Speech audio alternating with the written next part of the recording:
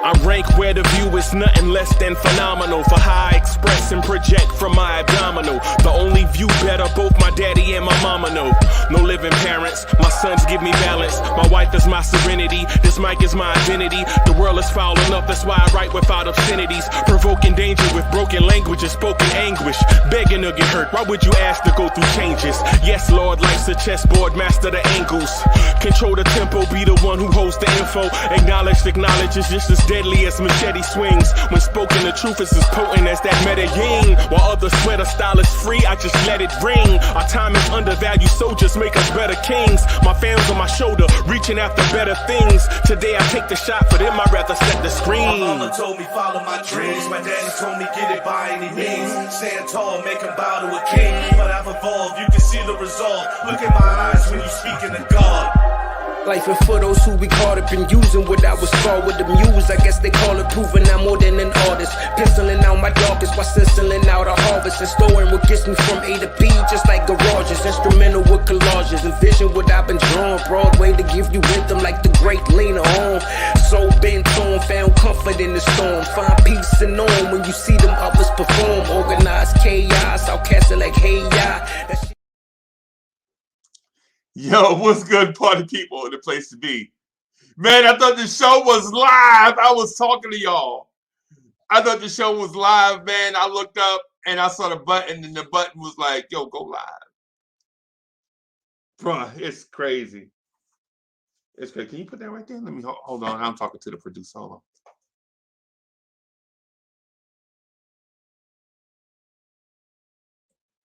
All right, I got that. I can do that.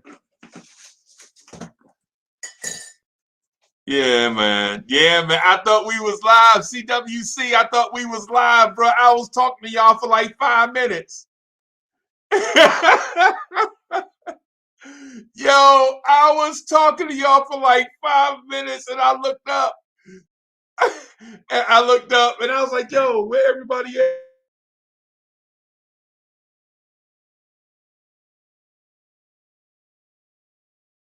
at? It's a wild morning already. It's gonna be a wild morning already, bro. Because I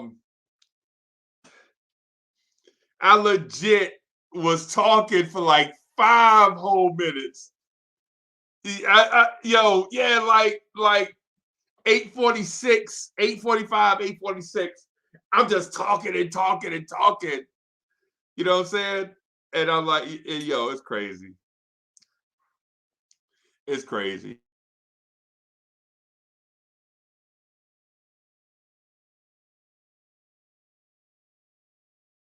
Crazy. Yeah, it's crazy, man. I was just talking and talking and talking. Man, it's crazy. It's crazy, man. I'm a goofball, man. I'm a goofball, man. You know what I'm saying? I'm just in here chatting, man. I'm like, yo, buddy, we gonna talk about this and that and this and that. And yo, it's crazy, man. It's crazy. How y'all doing this morning? How y'all doing this morning, man? Good, man. How y'all doing? I gotta do this read. I'm gonna probably do the read about twice a show. Ain't nothing to it, man. It ain't nothing but some housekeeping stuff. You know what I'm saying? Just some housekeeping stuff. Just real quick. To become a member of Blorange Tears, click on the join button on the Blorange Tears YouTube page. By becoming a member, you get perks such as priority chat acknowledgement, members only live streams and videos, Blorange Tears emojis, and more. A link to the page will be in the description. But listen, I'm working on the emojis part. I got some dope emojis like BIM. You want the BIM emoji? You want the BIM emoji? You know what I mean? You want the BIM emoji? Straight up, yo. You want the BIM emoji? Become a member. You ain't getting BIM nowhere else. BIM is Blorange Tears. Let's go. Let's go. So let's start the conversation where it should begin. Let's start the conversation where it should begin, right? Let me slide this useless green screen towards the thing. Right. Let me put this useless green screen to action. Let me get it to do something. It's the worst thing I bought. This green screen was the worst thing I bought since I've been doing a channel. Absolutely useless. But anyway, all it is a curtain. A curtain. Anyway, they got me though. You got to have a green screen, Uncle Freezy.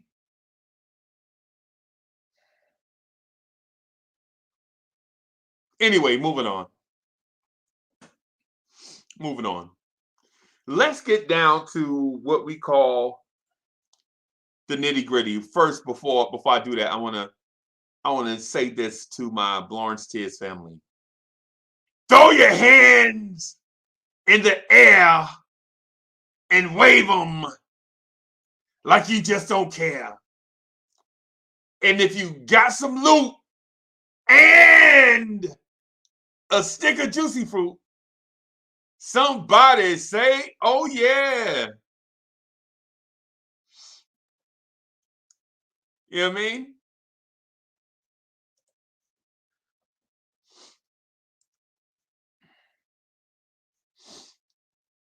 So let's get down to the nitty gritty. Hey, so look at DSJ. DSJ joining the Blorange Tears family, man, becoming a member. Yo, the emojis, bro. I got the emojis coming, bro. I got the emojis on deck. BIM, trust. BIM is an emoji that is on the way. Trust that. Bet that. BIM.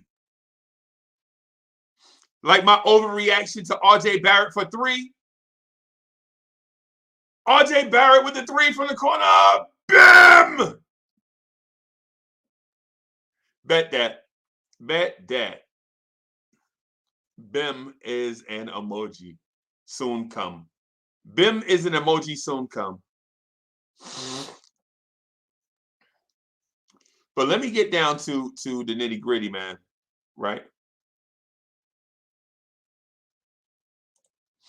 So the Knicks have these pieces in place. Right? The Knicks have these pieces in place. Right? The Knicks have pieces in place. Right? Our deal is trying to find out how these pieces fit. Right? We want to find out how these pieces fit. Right? Because we have good pieces. And y'all can't deny it. We got good pieces. For the first time since you have become a Knicks fan, the point guard situation is solved. Right? What is this cheap coffee?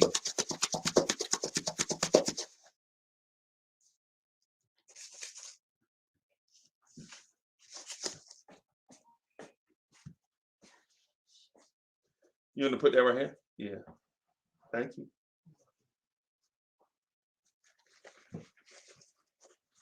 Yo. So me and Miss Mocha are working on this thing, right?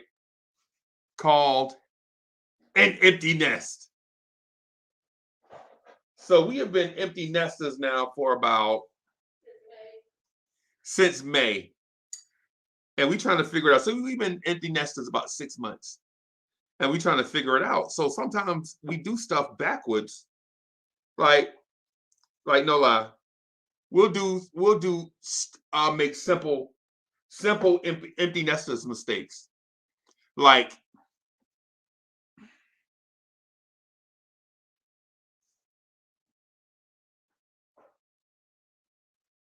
what did DSJ say? DSJ says, DSJ interrupted my story with, as an active participant in the chat and sometimes panelist, it was only right. Besides, Uncle Freezy, Blorange Tears threatened to revoke my appearance if I didn't become. Oh, get out of here, man. You my brother, bro. You my brother. DSJ, you my brother. Come on, bro. Come on, bro. You my brother, man. And Staffordon says, blessings, Freezy. What's going on? The chat, Knicks fans, big up, respect. Right? So the thing about me and Miss Mocha is we forget to do a lot of stuff, right? We find ourselves in these weird situations like I'll be making coffee, and I'm like, yo, where the sugar at? And she'll be like, sugar? It's in the cabinet. And I'll be like, ain't no sugar in here. And she's like, well, we must be out then. And I'm like, out of sugar? What kind of world are we living in when the house run out of sugar? And the both of us would be like, oh, snap, we forgot to go to the grocery store. You know what I mean? And it's funny because when you are the opposite of empty nesters, when you have people here all the time, they constantly remind you of stuff. They constantly be like, hey,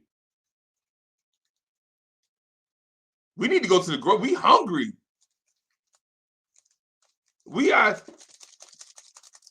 The babies would be like, yo, we out of sugar. And I'll be like, okay, yeah, we'll go to the grocery store later. You know what I'm saying? We'll go. And then you spend half your day in the grocery store and you spend half your paycheck on groceries that you personally will never eat. But the small mouths, they eat it. Right? Y'all, I'm trying Truvia for the first time. So Gialbino 59, what's good? Gialbino 59 says, good morning, Uncle Freezy. Good morning, Blorange crew. Good morning, fellow Knicks fanatics. And hurry up with this story. So when you're an empty nester, you forget about things. Chef NYK, what's good?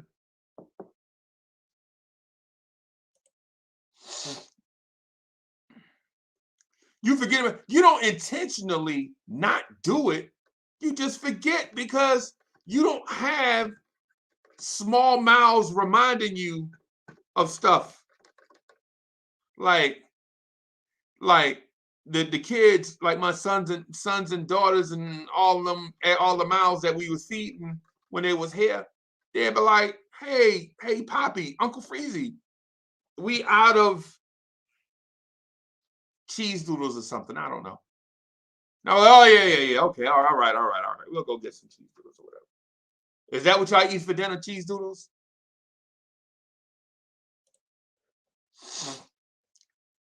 I just find it to be funny because now we run out of stuff, and I'm like, I'm not used to running out of stuff. Not that we don't have the bread to go buy it, right? Not that we don't have the bread to go buy it.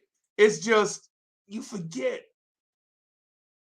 You know what I'm saying? When it's just two people instead of 5, 6, 7, 8 people. You know what I'm saying? You like a roll of toilet tissue just lasts you a month now instead of 4 days. So when you run out of tissue, you're like, oh, wait a minute, we ran out of tissue? Dang, when's the last time we bought tissue?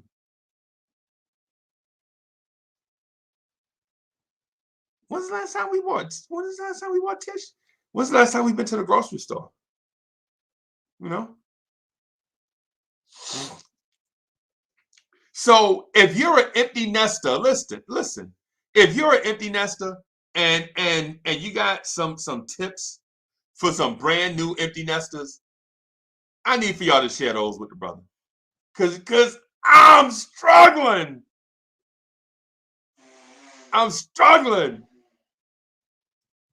Right? Man, we just had a conversation right before we got on air. Right before I talked y'all to listen, I talked y'all to death before I hit the live button. I thought we were live. I talked y'all to death. Right? Oh, give Tom Thibodeau some time. So here's the thing though. Since I talked y'all to death and y'all didn't hear me, I'm gonna talk y'all to death again so y'all can hear me. Okay? So here we go.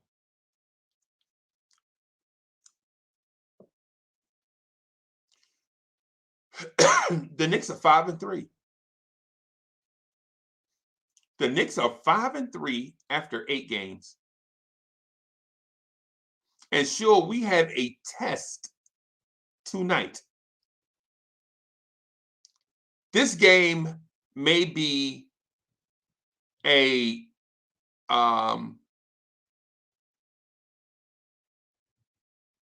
knockout punch. This test may be a bolo.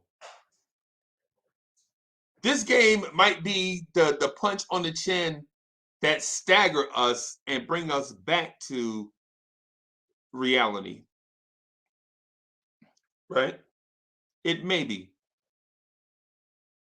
But so what? I think this franchise needs that. This game tonight might be a chin check, right? It might be the Bucks may come out and blow the doors off this team that we love, right? They're playing at home. They've taken some weird losses. And a vulnerable team, us, is coming in just wanting a win. A week ago, this was our measuring stick game, right?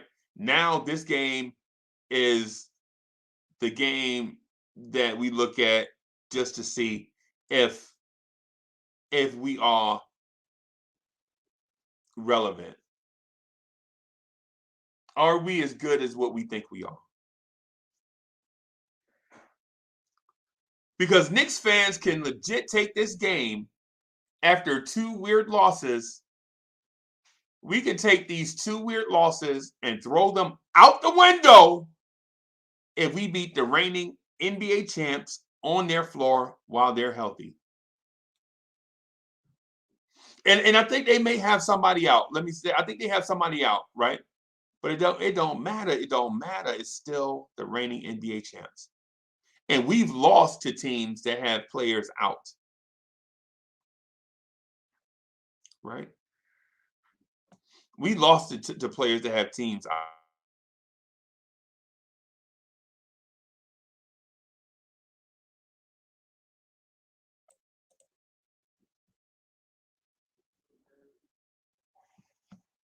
Right? So this game is a measuring stick game in a sense, but it's also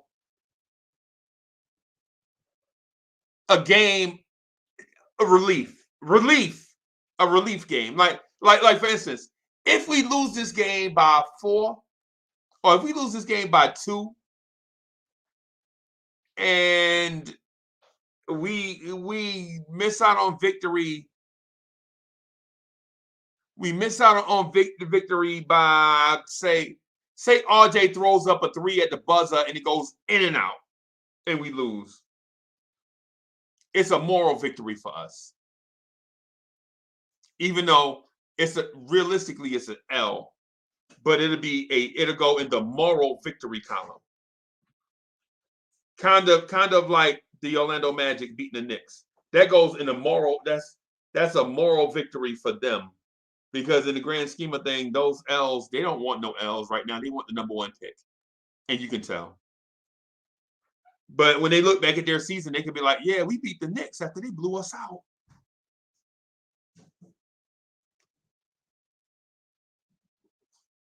Right.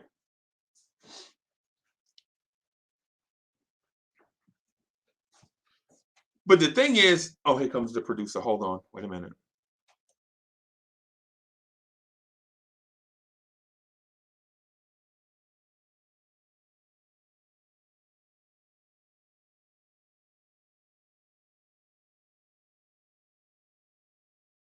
I'm going to put you on camera. If you stay right there, you're going to be on camera. She ain't want to be on camera. Why? Because Friday is dress down day or something? Is Friday dress down day or something? Is that how this works? People don't get dressed up for work on Fridays?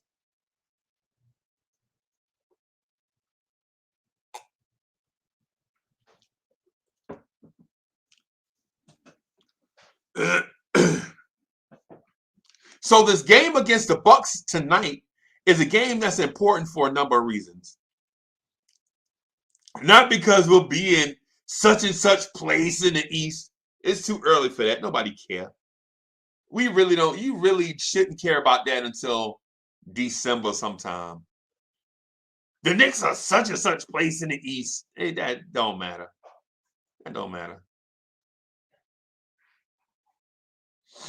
Right? I made this coffee extra strong. And I can smell that it's extra strong. Never buy discount coffee. Words to live by. Never buy discount coffee.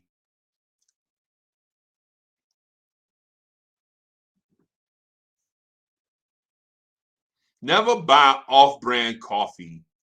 You know what I'm saying? Never buy never buy ShopRite coffee, because guess what? It'll taste like ShopRite coffee.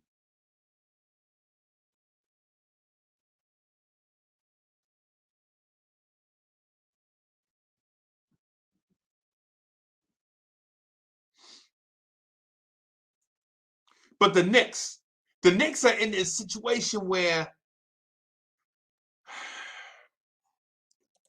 we're in this situation where if we win, people are going to be like, Knicks fans are going to be like, I told you we were good. And if we lose, some Knicks fans will be like, I told you Tibbs has got to go.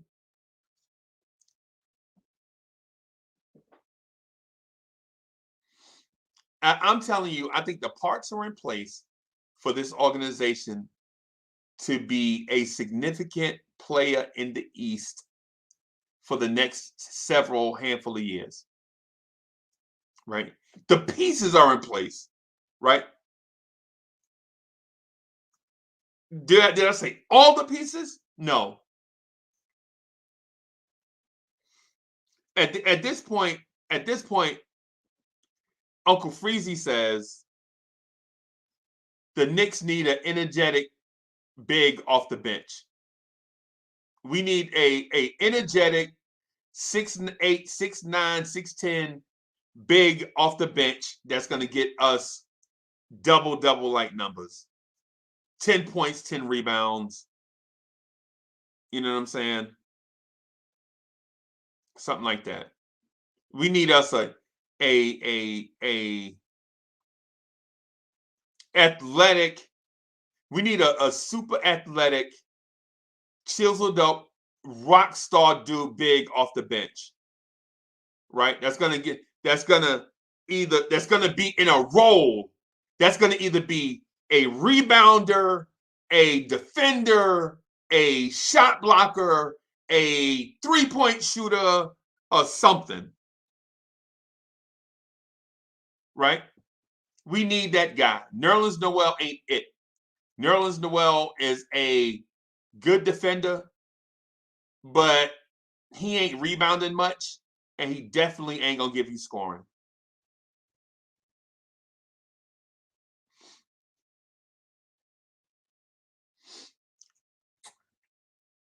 We need a high energy big off the bench that's going to make an impact that teams are going to have to game plan for. Right now, teams will be like, the Knicks bring bodies off the bench. They have depth at the big position. They bring bodies. They'll go Noel, Taj, and in case of emergency, they'll go that young boy. They'll go Jericho Sims to come be a bull in a china shop. But we don't have somebody that's going to make teams pay.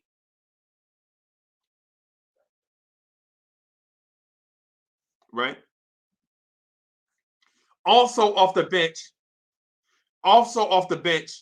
we need two big scoring wings off the bench. You need two big scoring wings off the bench that can defend and score. And we don't have that.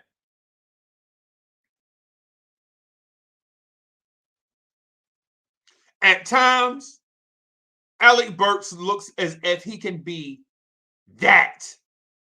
And other times, Alec Burks is like, what is that? What is that?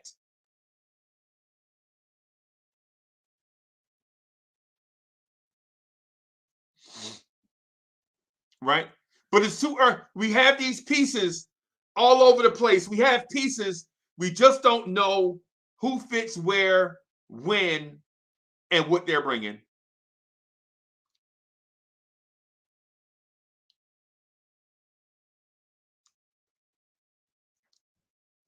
Oof.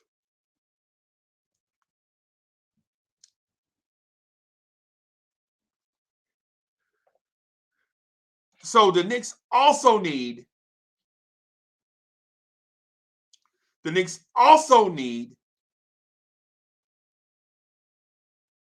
a scoring point guard off the bench.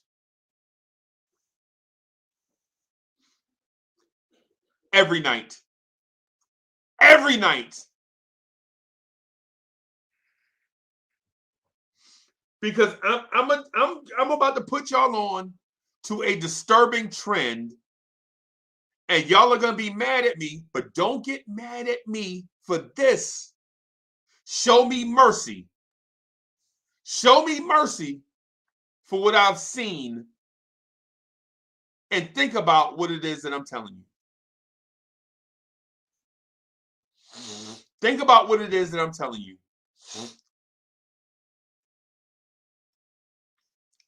The NBA has figured out Derrick Rose.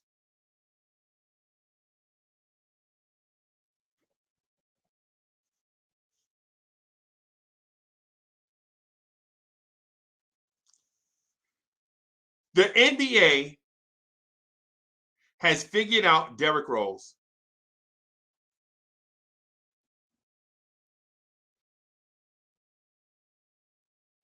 Right? And I know what y'all are about to say. No, they'll never figure out Derrick Rose. At 33, Derrick Rose is still the guy that he was at 21. No, Uncle Freezy, the NBA has not figured out Derrick Rose. 33-year-old Derrick Rose is the same guy he was at 21, 22. Show you right.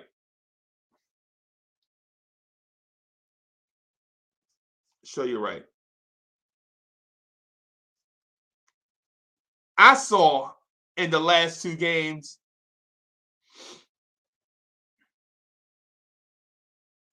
that coaches, opposing coaches, are like, Derrick Rose ain't going by nobody, man. What we'll do is we'll put a 6'5", 6'6", 6'7" player on him and force Derrick Rose to work. Make Derrick Rose work. You don't believe me? Some dude named Blanton was all over Derrick Rose.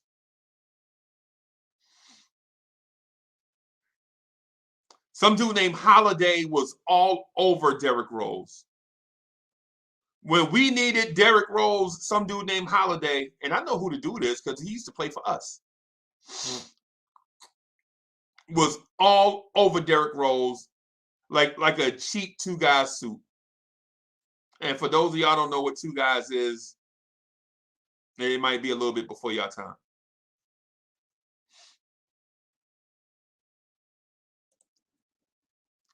DSJ says, yo, is it possible that the Knicks second unit need to look up in transition? Nah, man, that ain't it. I don't think so. I don't think that's it specifically. That may be a suggestion, a tweak, but it's not the fix. It's not the fix, DSJ. I think so DSJ says Derrick Rose has been able to get to the rim, but hasn't finished with the same level of success lately. You know why? Because Derrick Rose at 6'2", trying to finish over dudes that are 6'7", is not the recipe that we want. We want Derrick Rose blowing by guys that are 6'7", or getting more crafty with dudes at 6'7". The ghetto intellect is in the building, and he says if the Knicks found my 6'9" wing, we would be much better.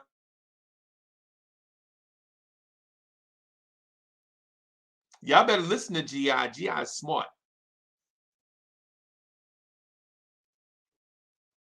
G.I. is smart.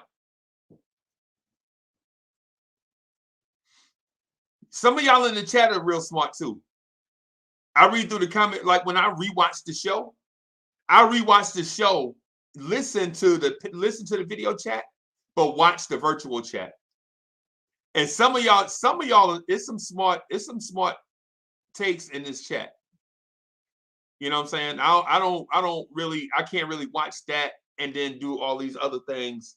So when I do the rewatch, you know what I'm saying, I read the chat, man. The chat be buzzing.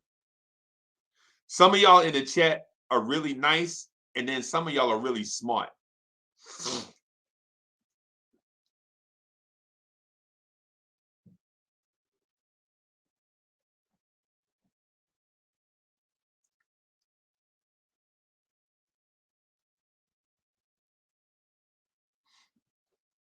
So the NBA coaches are opposing coaches are doing something really smart. What they're doing is they know Derrick Rose is not the Derrick Rose of 2014, right? Derrick Rose is not the Derrick Rose of 2012. He's not the fastest dude in the league anymore. So why not put a 6'7" guy on him to smother his shot? Derrick Rose has to figure this out. There's a certain level of craftiness that Derrick Rose is going to have to come with.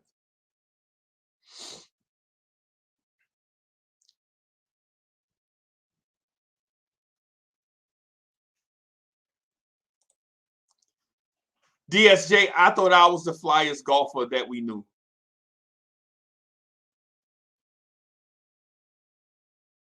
Come on, bro. G.I.'s just good. He ain't flyer than me. He bugging. G.I. better check his coffee. G.I., what's in your coffee? You talking about he flying than me? What?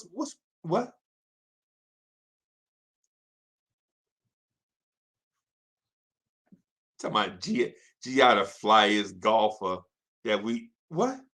He might be better than me because he spent all that money on golf clubs, and I just bang around with some stuff that I like.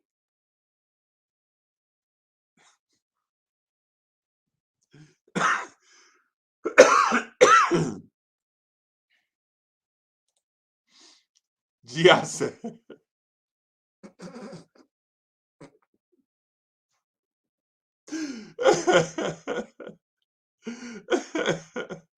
Yo, oh my goodness. Oh my goodness. Yo, shout out to Hardwell. Hardwell, what's good? Hardwell, we got to get together, bro. What's happening? Worldwide L, what's happening? We got to get together. What's happening? What's happening?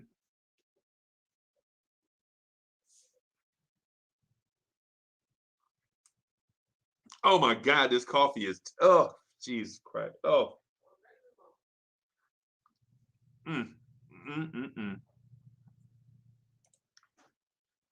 Booker D says, we have Knox. That's all we need. Use them.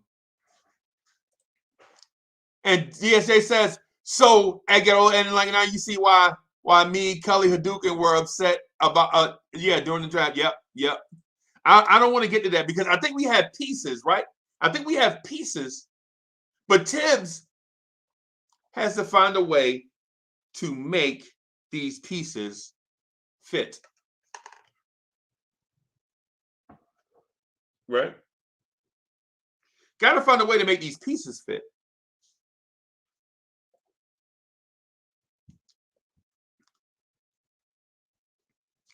I toyed with the idea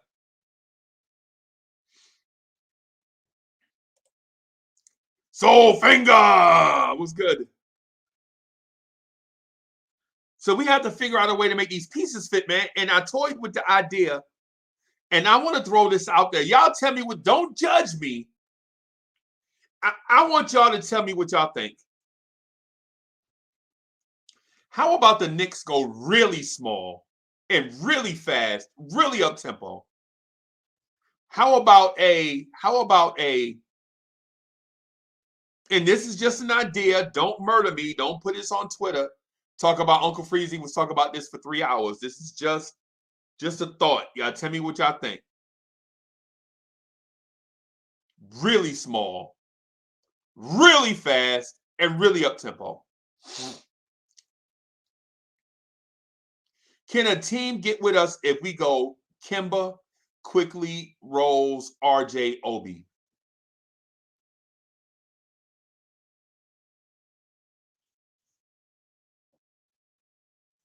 Not starting and not heavy minutes.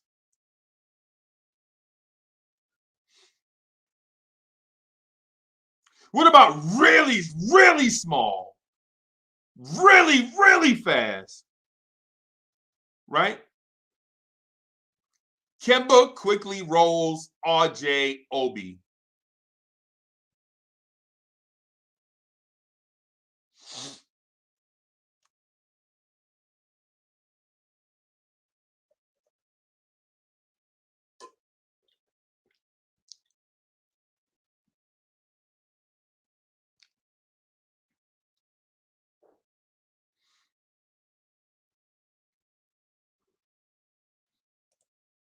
The Ghetto Intellect says, no!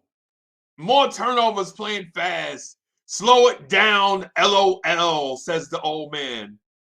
The old man says, no! Fast means turnovers. No, man, fast means tempo. Tempo, bro.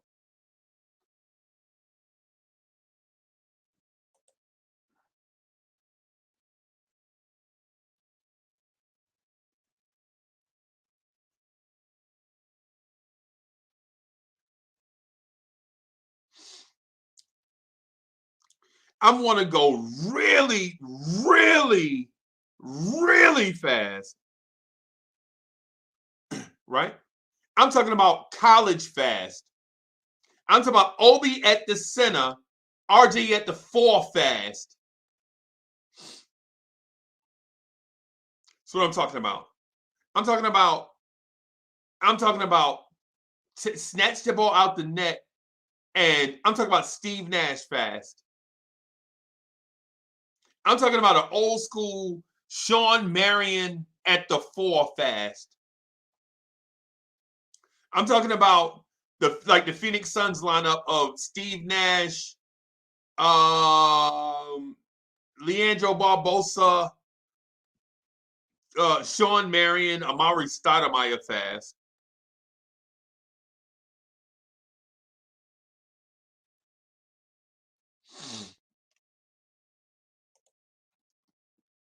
And the old man says, I'm sorry, and GI says, fast tempo means more possessions for the other team. Lord, please not. But possessions don't equal buckets. That's a good thing for us because possessions don't mean conversions.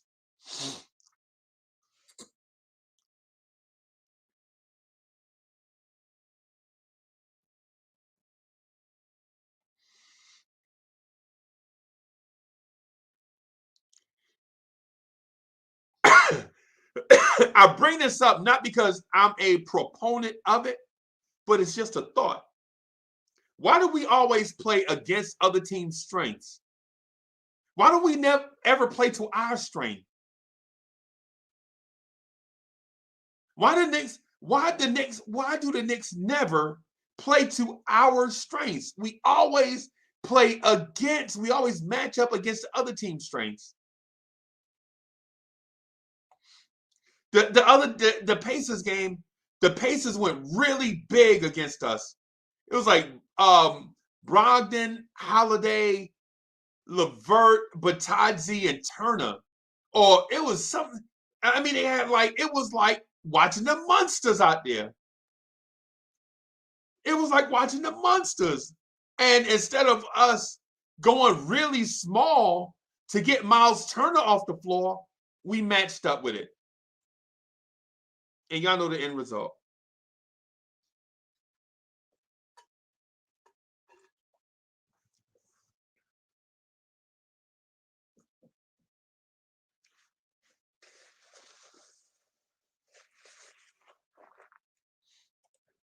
Gian says, when you playing this Knicks team, possession for the other team, no bueno. Our guards are turnstiles on D, all of them.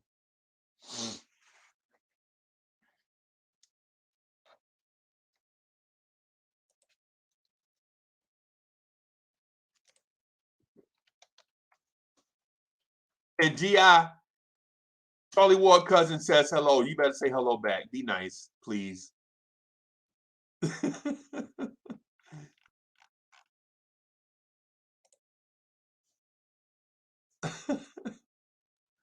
GI, Charlie Ward cousin says hello. Say hello back.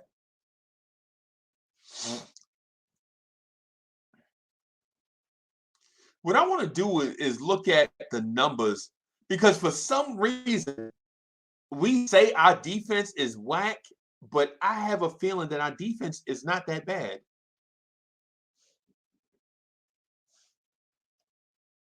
I have a feeling our defense is not that bad, not as bad as we make it out to be. But maybe it is. Yeah, it is. Our defense is terrible. If you go by points per game, this defense is terrible.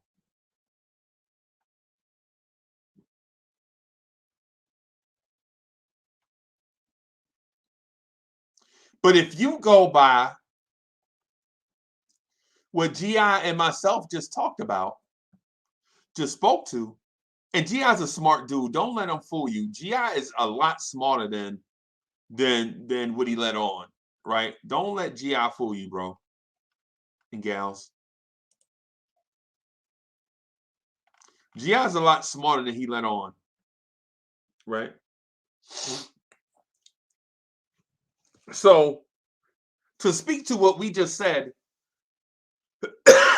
more possessions doesn't mean, and this is Uncle Freezy talking, not GI, right? More possessions does not mean more points. In a sense, it means more attempts at points.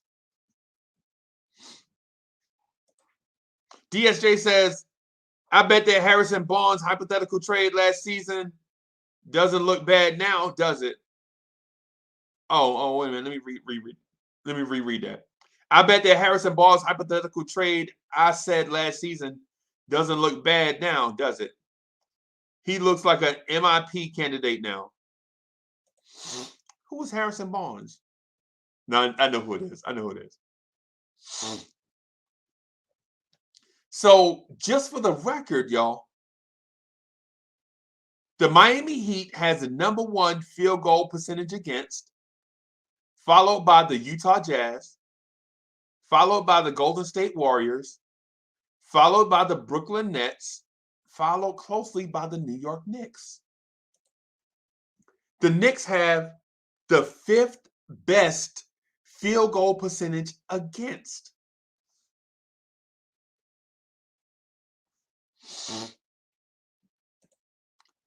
Julian Blum. What's good?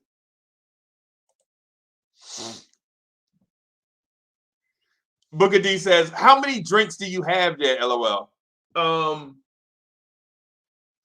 Man, I ain't drinking it. Hey, Booker D, listen, I ain't drinking that coffee, bro. That coffee tastes like trash.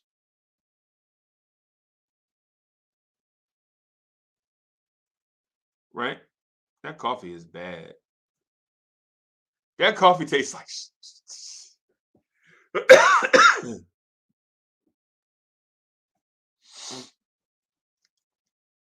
So on the one hand, we give up a lot of points, and on the second hand, we have a low field goal percentage against.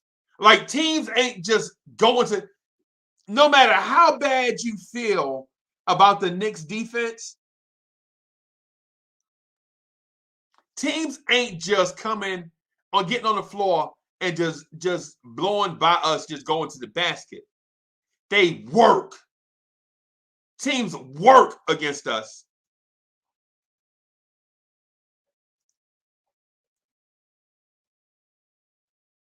Julian Blum says salute to the mods. And I say, and I co-sign. My name is Uncle Freezy, and I approve that message. Salute to the mods. And a real salute, too, not just no fake, drive-by, fake wave salute. Nah, man, salute to the mods, man, for doing y'all thing.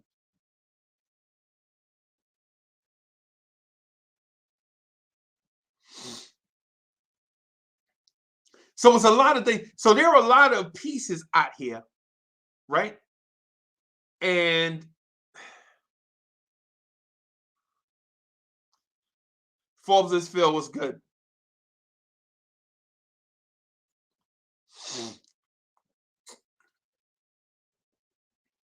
So I think I have the answer for what ails us.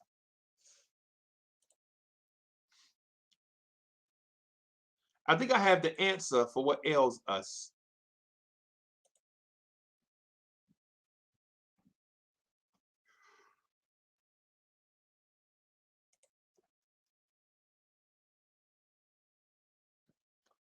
I don't know why ESPN always does this, man. You go to one thing and you click on something else and it won't sort right. I wonder if they know that their thing won't sort.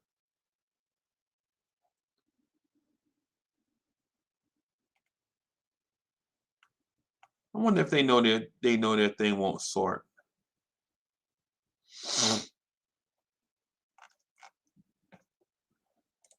Anyway, Blorange Tears wouldn't have that problem. We would have an expert sorter in the building.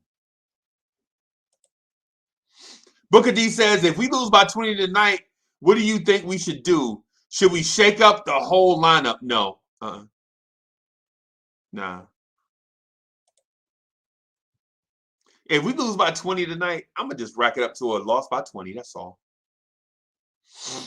To the NBA champs.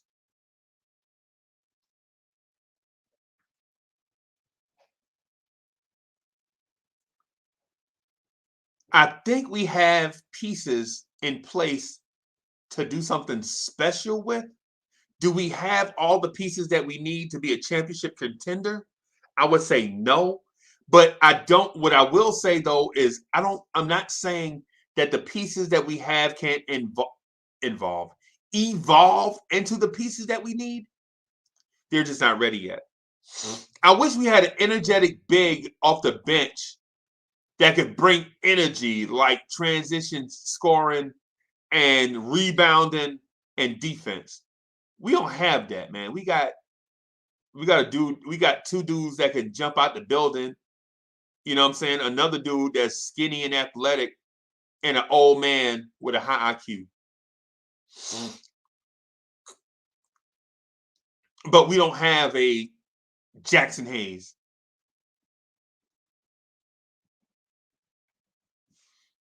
Like, for instance, on our roster, we don't have a Jarrett Allen, like a rebound goblin machine. We don't have a dude that's going to get 14 rebounds from the center position. I wish we had a 6'8", 6'9" wing, smooth scorer, defender that can kind of play make a little bit, that has some familiarity with one of our young players. Like a dude that may have played with Quickly, or a dude that may have played with RJ, or a dude that may have played with Grimes. You know what I'm saying? Something like that. Nick Gas is in the building. What's good? Nick Gas, how you do last night, man? How everything go Thursday night?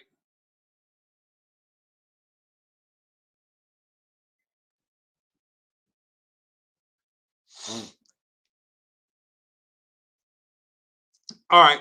So I'm gonna open up the chat and we'll probably rock for like an hour straight. Hey, I'm gonna open up the chat. Listen, I'm gonna open up the chat, and you better, if you're not bringing energy, I'm gonna boot you. How about that? Can we agree on that? I'm gonna open up the chat. You're gonna come in here with some energy. I'm gonna just boot you. It can't be library time, bro.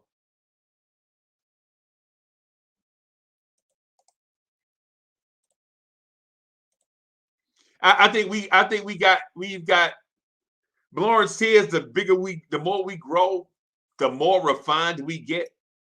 But our roots are not in refinement, but in Jerry Springer-ish. And I'm the ringleader, and I can't help it.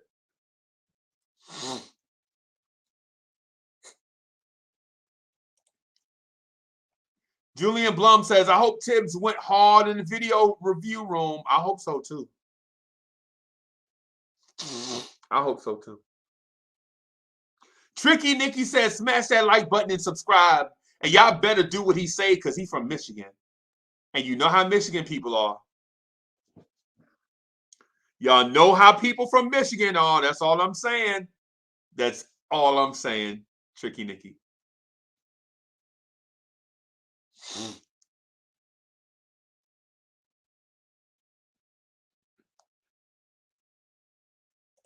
So still Knicks fan says, hey, Uncle Freezy, what happened with the diet? Hey, man.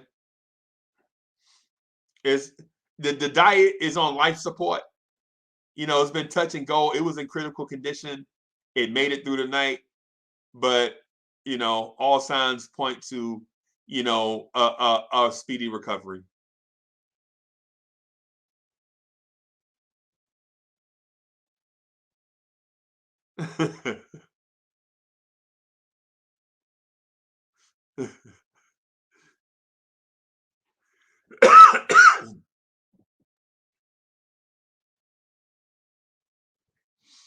So here's the thing.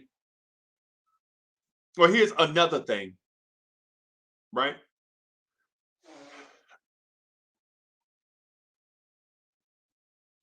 So the diet thing, we're working it out.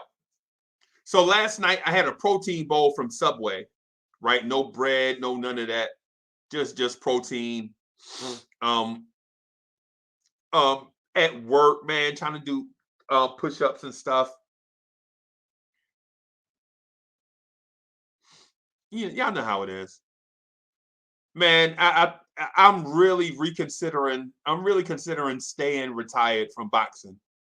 I woke up this week, Monday, my back was hurting so bad, it's still hurting. And I don't even know what I did. and I don't like this feeling. So I'm considering other stuff, but I got to do something physical, man. I got to do something physical. I got to do something with this nervous energy that I be having. You know what I'm saying?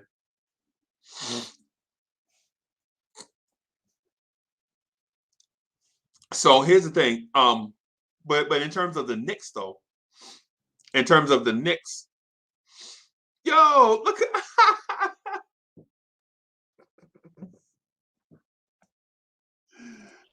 hey, what's up, Bob? Hey, brother, doing errands. Listen, enjoy share my Friday mornings with you. I'm off work, it's my day off, and yo, man, it's awesome, bro. I got How the family, bro? The family's good. My son is starting to attend. Driving yet? No. He's starting to attend a pre-K. So these first, like, I would say it's been like week 3, and the adjustment was rough because his sleep habit went crazy. And I got good news, brother. I got good news. Number 2 is on its way. Yeah. Let's go. Yeah, congratulations, man. Gracias, man. Thank you very much, brother. We'll find out what hopefully it's still early in the process. Everybody healthy? Yeah. Yes. Okay. Good. Hey, man. And one of the guys mentioned something about diet. Right. Because I know that's like a little bond I have with you. Because I try to keep that weight low, but it's rough sometimes. Rough, bro. It's rough, man. It's and listen, I'm gonna try to stay on Knicks, man. But listen, y'all are like my brothers and sisters, bro. Y'all are like my legit chat. Listen, when we had these conversations, this is real, right? But so I'm gonna just say this, bro. When we go out, so I take the missus out. We get in the car. We go somewhere. She be like, "What you want to eat?" I don't care. Let's just go somewhere and get something to eat. And we sit somewhere like in a booth or a table, and I'm looking at her in her eyes and trying to enjoy the moment. And then some skinny chick will walk by with the platter, and you can hear it sizzling. And it's like the people in the other booths are like eating everything known to mankind, and they smother it with cheese and gravy. With me, me and the woman were doing something called Moon. It was good. It was good. I like the psychology, and I never been one to calorie count. Like as for me, that in my youth, I just work out. That's it. That's all I need. But now it's not that simple. And my body, I'm 41 now, so. I got things snack, crackle, and pop now. Right. So I can't quite just go Super Saiyan like that. So I gotta. Right. So I wish. Don't we wish? Don't we wish it was that easy? Yeah, man. But you know what? They're still fighting the dog, man. That's what really matters, man. Is that if there's fight still left in you, you make it happen, and that's what I'm trying to do. My neighbor invited me to go jogging tomorrow morning, so I'm gonna pick him up on that, and let's hit that Rocky song, man. That Rocky music. Yeah, man. I challenge myself by doing things like I sneak away and do like push-ups and stuff. Like at work, like I'll sneak to a corner and just do like push-ups or whatever. That's my thing, especially when I get mad. When I get mad at somebody. See, nowadays it ain't like before. It ain't like back in the day where you could be like, "Oh yeah, let's take this thing outside." You know what I'm saying? You can't do that no more, bro. It's in 2021, bro. You can't. So I go do some, you know what I'm saying? Go do like 50, 60 push-ups, you know what I'm saying? And get back up, and then I'll be straight. But bro, the noises my body make while I'm doing push-ups. Oh my god! Yeah, it's funny. Because the type of work I do is very physical, and I don't want to really speak too much about that. But it's I get a little scared. Hello, good morning. Yeah, I get a little I get scared of those noises. Like, oh, man, I can't get hurt. Gotta go to work. Yep. So I get a little tentative about doing things. And that's not even heavy stuff. That's routine. But I'm like a little spooked by it. Yeah. So I just want to, do a little cardio. But I really want to do my push. I want to feel that power. Ain't no substitute for that, man. I remember working out with an old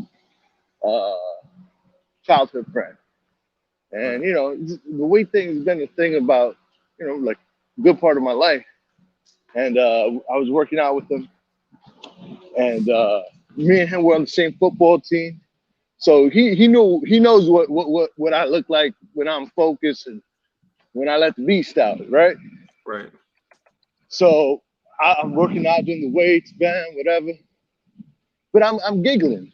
Right. I'm that I'm a easy type of guy, whatever. And he goes to me, man, there ain't no smiling here. There ain't no laughing here. Right. Over here, we're knocking out these refs. I don't want. I love you as a brother, but none of that over here. Here's work. This is Hulk time. Right. Hulk time, baby. And right. because of my close connection with him, it sort of like a little switch came off. It's like, whoop. It's pretty cool, man. I love that healthy lifestyle, the grind. But I know we talking Knicks. I just it feels good to connect with you in a human level too, bro. That's what we are, bro. It's the reason why the Knicks talk is it's the reason why the Knicks talk is so much fun for us, because we connect on this human level. Like sometimes in the chat, people will forget that I'm a live person. You know what I'm saying?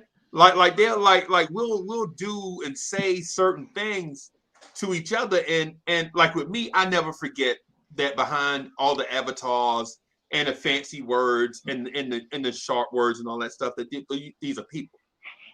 I never forget that, right? But sometimes I think the chat kind of forgets that the people that they see and interact with are real live human beings. That's why you rarely see me go over the top, because I understand that we people, we connected. Yeah. Bro, let's check this. So check this out, bro. We have a Knicks channel that anybody could just come through and hang out. Yeah, it's a beautiful thing. Like as for me, with my Knicks self right now, it's what's bubbling up and boiling inside of me is this question. All right, so we see Kemba. We know he's a step slow. Sometimes I wish he was a little bit better finisher at the rim. I wish, I hate when he gets blocked. It irks me a little bit, but I'm rooting for him. And I know we need to be patient. I know Coach Tibbs is patient with him. And it's just the start of the season. Right. But. Right. But we tend to want to look at players at their best 100% of the time. When we see Derrick Rose, we want Derrick Rose to kind of capture some of that Derrick Rose MVP years type D Rose, even though that Derrick Rose will never be back. Right? Yeah. We should do the Kemba Walker, the cardiac Kemba, that ship may have sailed, but we expect to see flashes of it every now and then. So with that being said, what's boiling up inside of me? I know we did this traffic when I remember hearing this traffic, I'm like, who is this person? What is this? Talking about Rokas. Yeah. Talking about Rokas. Yeah. And I know he's been doing well overseas. I'm a little curious. I don't really have the knowledge to know one way or the other, but I'm curious what the Spanish league compared to the G League is like. Which one is a better competition? I'm assuming the Spanish league, but I'm not 100% sure. Right. And Rokas is from what I hear or see, little snippets, he's doing all right, man. And Right. it's just like he's supposed to be with us, man. Yeah. we need that, man. Yeah, man. Hey, but Uh, that's my guy. You know, that's my favorite rookie out of this class. mm. He is my favorite, and I said that from draft night. I said that's my favorite rookie, right? And I respect Deuce's bulldog. I respect his defense, and I need to see him more offensively to see what we're dealing with. So that point guard situation has always been like a revolving door, and I'm just like, oh, man, it's frustrating. Although I think I tell you, I think he's our point guard of the future. Okay, good. Yeah, it's offensively he looks well, and he did all right in summer league too. It's not just defending. That's right.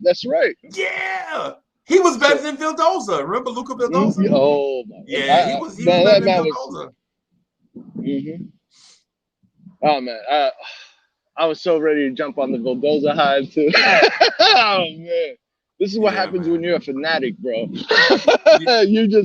You're ready. Like, you know what, I like that underdog story. I could throw my support behind this person, and then I don't know. Might as well broken his leg. I don't know what happened. Right. Hey, let me do something really quick. Let me bring in our guy, ladies and gentlemen, Soul Finger. Oh, love it. Need a little guitar thing, like a little wham, wham, wham. What's good, Soul Finger? Hey, what's going on, fellas? Hey, top of the morning, everybody. Salute to the chat. Salute to, I was sitting there, I'm sitting here, on the clock, of course, listening, and I was going to sit back in the cut, but, y'all were vibing and everything, and I started laughing because you're bringing up all these things and elements, and, it's a shame when you get out the bed and you sound like an M60. And an M16, but an M60 when you get out the bed. Right. Yo, you walking the dog, B? Nah, brother, that's the neighbor's dog. The neighbor's dog got something like a back support that says Brooklyn on it. I'm like, oh, that's dope. That's dope. Yeah, that is dope. That is dope. Yeah, man. So what do you think about Tom Thibodeau maybe using some flexibility with rotations? Who you asking? Which one of us? Either. You know what? For me, I would say, all right, stick with what we got for now, because if I don't want to prematurely stick Kemba into that Alfred Payton role, man. Where it's like one quarter, maybe one half, and vanished. So right. I want to give this time more time to gel. I know that's the approach I'll take. I'll trust Coach Tibbs. I'll give it more time to gel, and but I do miss that defense, man. I do miss that defense. Okay. I think he needs to open it up some, just a little bit. I know it's still early. It's real early, man. We only 8 games in the season. Kind of see what else we got going. And I'm like I said, I'm probably pushing the panic button. I mean, the thing is focus. Focus, free throws, and defense, man. Those are the main keys that we need to get. And like you're saying, like DSJ, I agree with DSJ said earlier about, hey, you need to look up, dribble with your head up. Those type of things. But we got young cats that can possibly help. You can't throw them out there like we did with Frank with 30 seconds, with 30 seconds at a time, expecting to lock somebody down. You need to let them get lathered up. They need a little time. But we do need some perimeter defense, man, because it is looking like a turnstile getting to the rack against us. And that's something that's been duly noted and stuff. So I would, like I said, it's a lot of folk. We got Grimes. I know, granted, Grimes and Deuce are still young, but you can't deny that defense. You can't deny it. Right. And back and the other thing, fellas, we need that big wing, and we got him. He's down there. I think the one we should have held on to is down there in the G Frank. League. Amir. Oh, okay. You got, I think Amir Sims could have been that cat with enough work. Right. That is interesting. I'm not a fan of him, bro. I know you weren't. I know you weren't. I like him, right? I don't want to say that I don't like him in that sense. You right? weren't big on him. I just when we saw him play at Clemson, he just didn't jump off the. You know what I'm saying? He just didn't. Things just didn't. He didn't. And I feel you on that, because there's some cats you seen on other teams in college, they just didn't jump off, but then you give them a chance, you're like, oh, well, he didn't do that in college. Right. That's the way I kind of look at it. Because when I saw him in college, he wasn't 245, he was 220. You know what I'm saying? So yeah. while I'm saying I probably needed to see more from him, we definitely didn't see.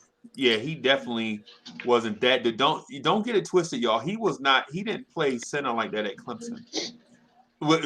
Probably what happened is they told him, if you're gonna make it in the league, you're gonna have to become more versatile. You know what I'm saying? And that's probably the reason why he put on that muscle. You know what I'm saying? I know why we sent a lot of them cats down to the G League to get more time and some development down there, but I don't know. That's just a little dark horse kind of cat. Now, as far as you were talking about Rokas, I like Rokas. That young cat right there. I'm with you on him. It's nice to have in the back pocket, man. Yeah. Yeah, man. It's like that game of spades when you bid in your hand and you only got that one diamond and you got a handful of spades and just sit back with a smile because something special is about to happen. Oh yeah. I feel the same way about Deuce in regard to his defense. I really do think his defense is plus. He's a plus defender. I just don't know about him offensively and his IQ as of yet with Deuce McBride. But I'm really I hope to see him soon. That's what I'm trying to say. I think sometimes right now it's too early in the season, but I don't want these veterans getting a little lazy or a little comfortable. And every once in a while, send that Pitbull out there, man. Right. Send that. Let him do his thing. But I want to see what he has a little.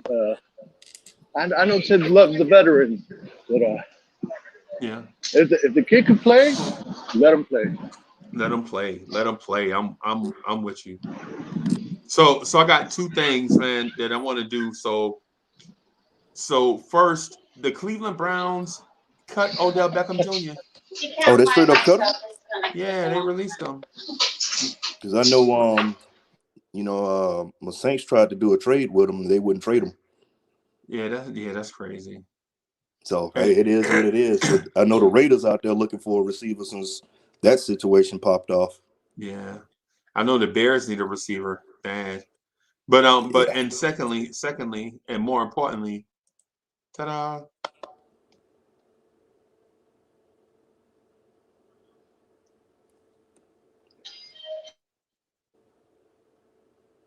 Hey, so thank you, Hard Will, for the generous contribution, bro. Y'all know we always appreciate the contributions, man. We spend a lot of bread on the channel, man, trying to make it as fun as we can for everybody. You know what I'm saying?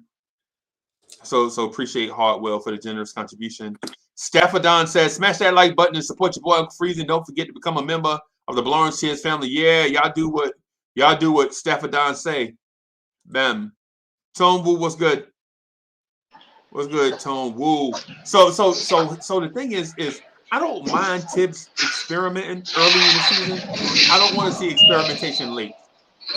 I would much rather for the experimentation, if there is any, for it to be done right now, and then that way, by the time midway through the season, we'll already be past that experimentation phase, and we'll already know. We'll already know what we have, and we'll be past experimenting. We'll know exactly what we need, and then we can trade for it. Yeah, it's another thing to keep in mind is there's many ways, many paths to winning. Yeah. And we gotta see what works, and there's gonna be things that work, and there's gonna be things that work better than others, and that's what I think that's what we're tinkering and trying to figure out how to go best about our rotation. Right. I feel you. Because they look good. They look really, really good at the start, man. And then, hey, I think with us being fans, we overreact. We do like 2-game losing streak. We're like, yeah, everything sucks. Yeah.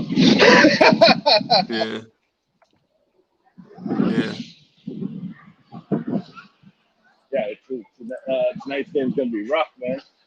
I don't know though. I don't know.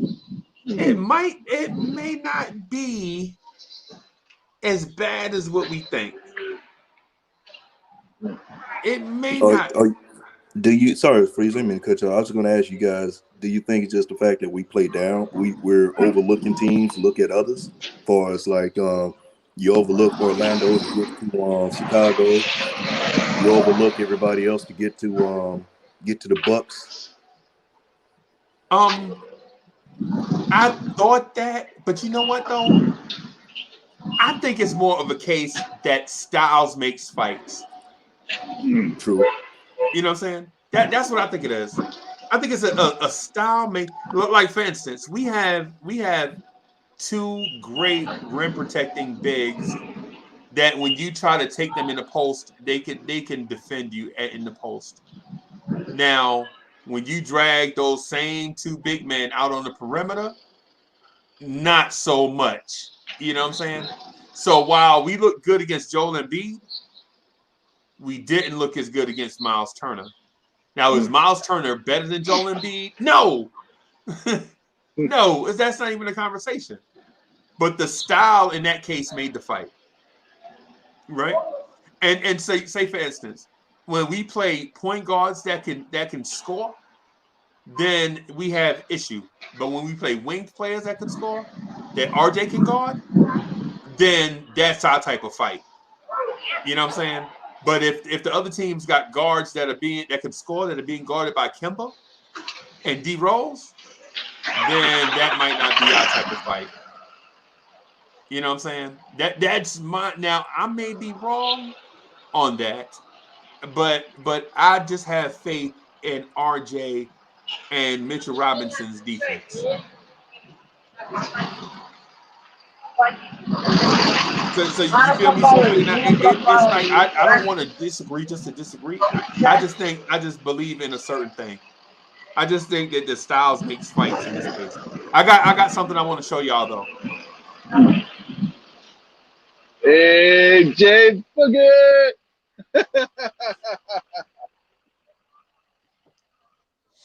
Hey man, you know what?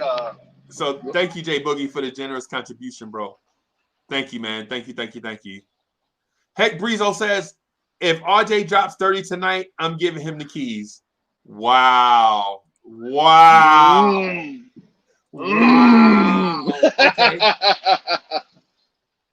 Hey, listen, man. If somebody got to be that alpha, step up, man. That's all I'm saying.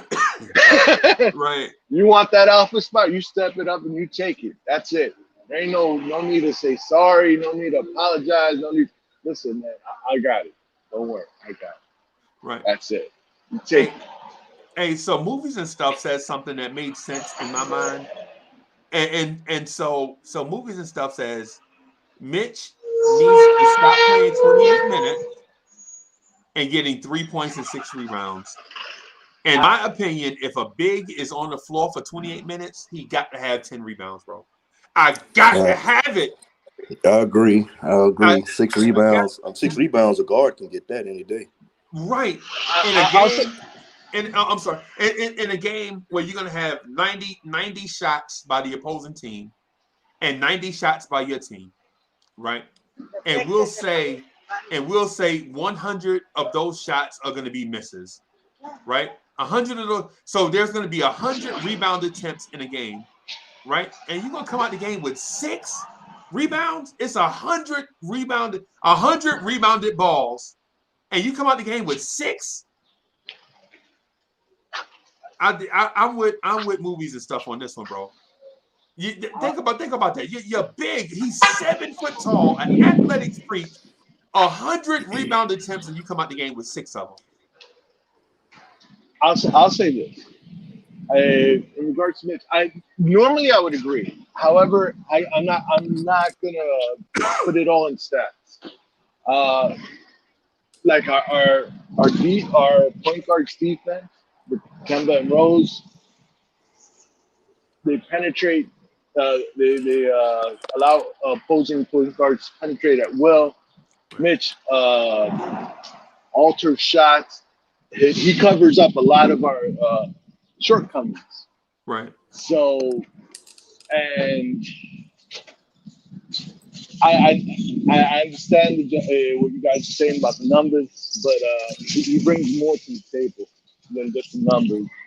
So I don't know. I think I'm defending Mitch. That's what it is. I was gonna say you sound like counsel for the defendant. Yeah. Hey, look, I love Mitch, what he can bring defensively. Because altering shots is a big thing. You don't track the stats besides the blocks. But we do need Mitch to get in there and help with the rebounds. Now that the Pacer game was different because you had the guards getting back. They get down, they kick it out. They get down, get around our guards, and they're kicking out to Miles Turner, who's posting up right outside, and he was launching them. He had a career high in threes, man. He had hit 7 threes that night. Right. After he had been having a hard time shooting, because before while the season been going, or he was having, he was about as good as hitting the elephant in the backside with an ironing board. Right. It just wasn't happening. But again, played us. But as movies and stuff, we gotta give him his props on that. He's right. We need Mitch to be Mitch and get up in there. We need more than 28 minutes, 3 points, and 6 rebounds. Right. If you 7 foot is the given should be 10 rebounds a game. It just, right. That's just the way I see it. Right. Like I said, I'd be wrong. It ain't the first time I've been wrong. It is what it is. But man, we need that. And those long rebounds, that comes from everybody else got to hustle and get them, man. You just don't stand there. If you really look at the games, they'll shoot a 3 and then run away. What happened to follow your shot? Right. Yeah, not in this era. We ain't in the follow your shot era no more. If you see that on terrible shots. But these dudes are so good now that every shot that they put up, they think they're gonna make it. Yeah. And so they're more concerned with follow through. And everybody can shoot nowadays, bro. Everybody. You know what I'm saying? I mean, somebody said they saw a video of Jericho Sims shooting threes. So, was it Jericho Sims or Amir Sims? One of them.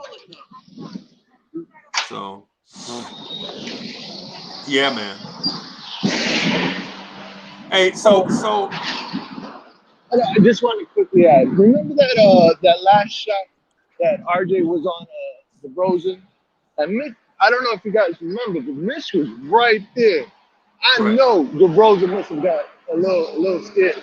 Seeing Mitch help, assist with a little help defense. The big condor, yeah. He altered the shot too. Yeah, because that was an air ball. That was not a pretty shot, man. He had RJ on him, and then Mitch was coming to him, approaching him from the right. Oh man, I would be scared to shoot that shot. Yeah, man. But that's the game. Julius Randle missed 2 free throws, right? Yeah. Yeah. Hey man, who said that comment about RJ being the alpha? If RJ makes 30, gets 30 today, give him the keys. Oh, I forgot. I think the comment is passed. Yeah, but listen, man, RJ's rising. RJ's rising. I'm not one to get in his way. He wants that alpha spot. Fellas, what's going on? How y'all this morning, man? Good. Morning, y'all. Morning, Book. Morning, Freezy. What's up, family? How you doing? Good morning. Hey, oh my man is in the building. I like that hat, bro. That hat looks nice. Let me do my thing for my guy. Yo, this is my brother right here. This is my brother right here. I'm gonna see him in Charlotte, North Carolina, this Friday. This is my guy, man. Y'all show some love for my guy. Let's get it. Y'all be spitting with your flows, I'm just podcasting. That's right. On the air every day, I'm just podcasting. What? You don't know what that mean when I say I'm podcasting. I'm broadcasting these flows with the podcasting. Every day of my life, I'm just podcasting. Right. Share my dreams with you, mean I'm podcasting. What? You can see my vision through the podcasting. Yeah. But don't forget J Boogie when I'm broadcasting. J Boogie, what's good? J Boogie in the house. Top of the AM to y'all great men. What's good, man? Top of the top, sir. Fire. Yeah, man. What's good, man? I see y'all. I see we all aboard. You know, my brother's in the building. You know what I'm saying? The young E40 out there in the SG lands. You know what I'm saying? San Diego, worldwide. You see, you know what I'm saying? We got the Knicks fans. You see, we got Mr. Chapman. He out there. You know what I'm saying? He on the grandstand. You know what I'm saying? Plus, we got the chat going on, and plus, we got our great motivator man in the morning when you wake up and getting that cold out your eye and you don't want to do it. There go Mr. Freezy handling his morning AM business. Hello and good morning, everybody. How y'all doing? God bless everybody. Good, man. Good, man. We good. We super good. What's good, Boogie? What's good, fellas? It's good to see you, Soul boss. finger. Hey, Jay, man, I do like that joint, man. I do like. I mentioned it a couple times before, but hey, I think that it's joint really good, fire, bro. Damn right it is, man. Damn right. Give him the flowers, and I'm mad. I'm like, how in the world Jay Boogie gonna sit on something like that and be like, yo, I think I got something, yo. I'm gonna share it with y'all in a little while. How you gonna sit on something like that, bro? You know what I'm saying? The time I wanted the timing to be right, which is no wrong timing when I'm talking about all y'all major podcasts. No timing is wrong, but I wanted to make sure everybody was tuned in into the chat because, you know, we got a lot of Knicks fans and Knicks representatives that's always there throughout the whole season, but they're not always there during the off season, which we still call the on season because the offices are working. So I wanted to wait, you know, till we got everybody included so everybody can understand that, you know, this is what we do every day. It's podcast. You know, we voice our opinion. We talk about our team and we give it straight and direct to our fans, live and direct like no other. We don't sugarcoat nothing. They know when it's coming from us. It's real. And it ain't watered down. It ain't TV. It's real podcasting, man. So that's what I wanted to do, man. Well, shout out to my man Ron. Shout out to my man and his show. I like what you got going on, you know what I'm saying? I could go on and take the RJ back, but y'all might think I'm talking about Barrett. So I put the R and the J back and put the R from one on and J before one other on and put Ron and John. Ron and John. Appreciate you, J Boogie. Appreciate you. And let me tell you, man, look, I know you coming out with more joints. I know you got the album kind of dropping. It's in the works and all that, but I'm not saying you can't top it, but that podcasting is my joint, man. That's my fire right there, man. That's gonna be number one for me. Man, I appreciate it, man. That's for all y'all guys, man. Y'all dudes doing that podcasting, man. You know what I'm saying? Once again, that's for y'all. I can't do that. So people stop please asking me about podcast. I can't do that. Them guys analysts. See, you got to know your lane. I'm not an analyst. I'm a motivated speaker. I give inspirations. I know my lane, and that's what I try to do. I can't do podcasting. I can't stand behind the board like these great men doing what they do. That's why I always promote. It's a must. Hit the like button. If you can give anything you can to, keep the lights on for these guys, because this is our hangout. This is our everyday barbershop. This is where we get together and we kick it. We freestyle. That's them guys. That's what they do. I can't do that. So don't ask me to be on, in front of no laptop and going back and forth with 3 different things like Freezy and all these guys and Ron. I can't do that. This is what I know how to do, is motivate, get me, you know what I'm saying, and do it and think about something and take it to the booth and present it to the world. That's what I do, man. You got to give him his props. Man. Between Freezy, Ron, and Hardwell, hey, those cats hold it down. So yes, and that's a gift. That is definitely a gift that these three cats got. Yeah, man. Those dudes are good too, bro. Like I be listening. Just real other quick, and just you know what I'm saying. Don't think that Jay Boogie can't put something out and be fire with a podcast and work on it, but I can't use my name and cheat y'all people if I don't know what I'm doing. You understand that? Understand that, chat? If I don't know what I'm doing, I'm not gonna just use my name for y'all to come aboard. That's stealing. I would never do that. I just bounce around, go to all these different places, from Blorange Tears to NBK, the Legion, for the love of the game, Knicks fans, I'm the calls on Knicks fan TV, Nick of Time show, all these shows that we got going on. Hey, shout out to Jay Ellis. You know what I'm saying? Hot Dukin show, all these shows, and I know I might be missing some. On CT, the streets is buzzing, you know what I'm saying? All these shows we got, I can go hang out anywhere, but I'm never gonna cheat the people and try to put out a show knowing I don't know what I'm doing. Yo, but you know what though? I'll say this. So first of all, let me shout out the Raw Hebrew Remnant. Yes, the real preachers. Shout out to Jay Ellis and the dude that be on with him. I forget the dude's name, but Ryan. I don't want to disrespect nobody. I can just shout out to Divine too. Yeah, man. Yes. All the dudes So many. that's doing the joint. His name is Ryan, Uncle Freezy. Ryan. That's his name. Ryan G. That's him. Yeah, Ryan G. Hey, and the Queen's Court. Yes. Yeah, man. Gentlemen, I gotta bow out, man. Even my youngest uncle Julio. Okay. All right, Chapman.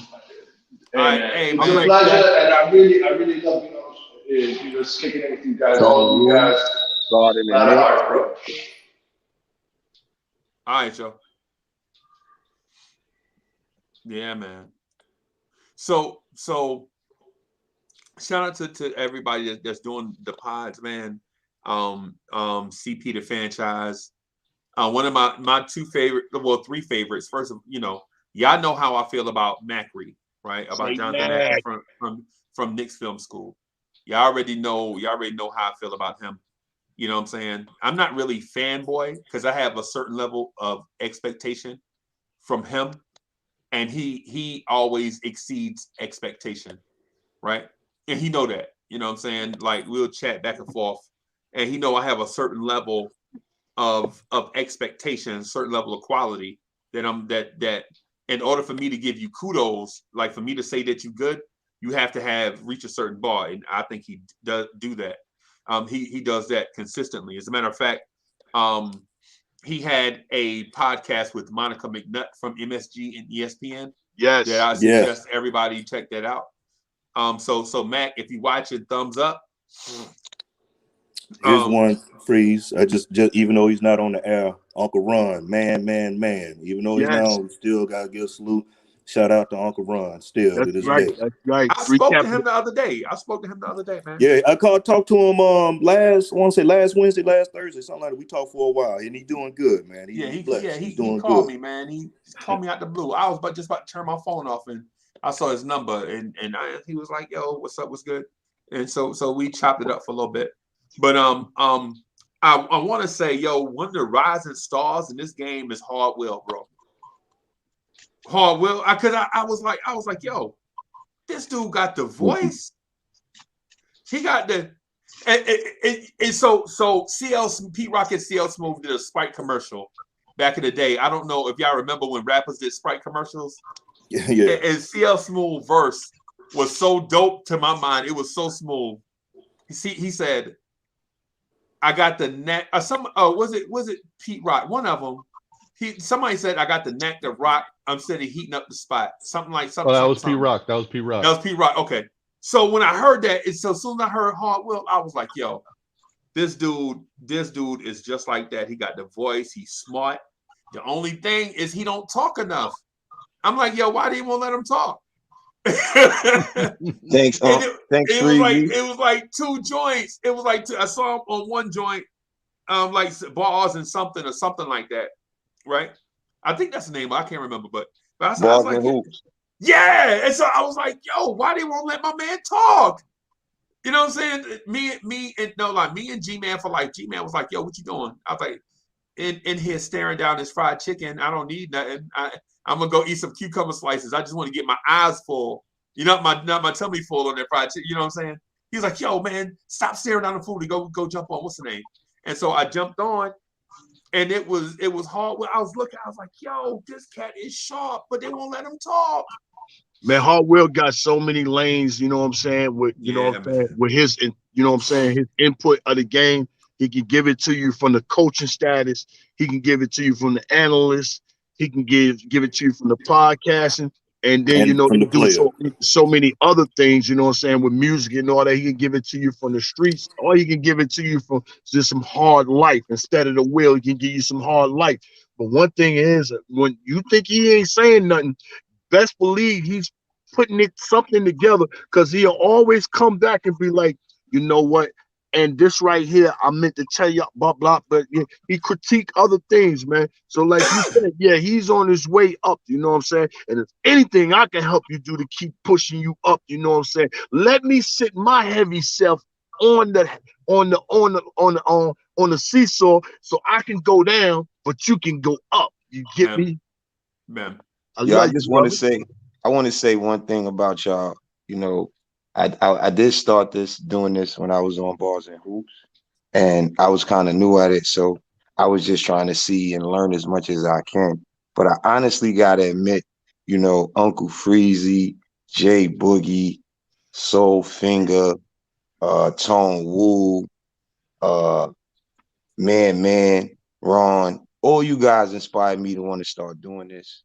And even before I met you guys, the people that I used to look at online, you know, and Worldwide L, when they asked me to come on the show, you know, I was like, for sure, because I was doing it, you know, being a guest on another show, and I wanted to be on my own show.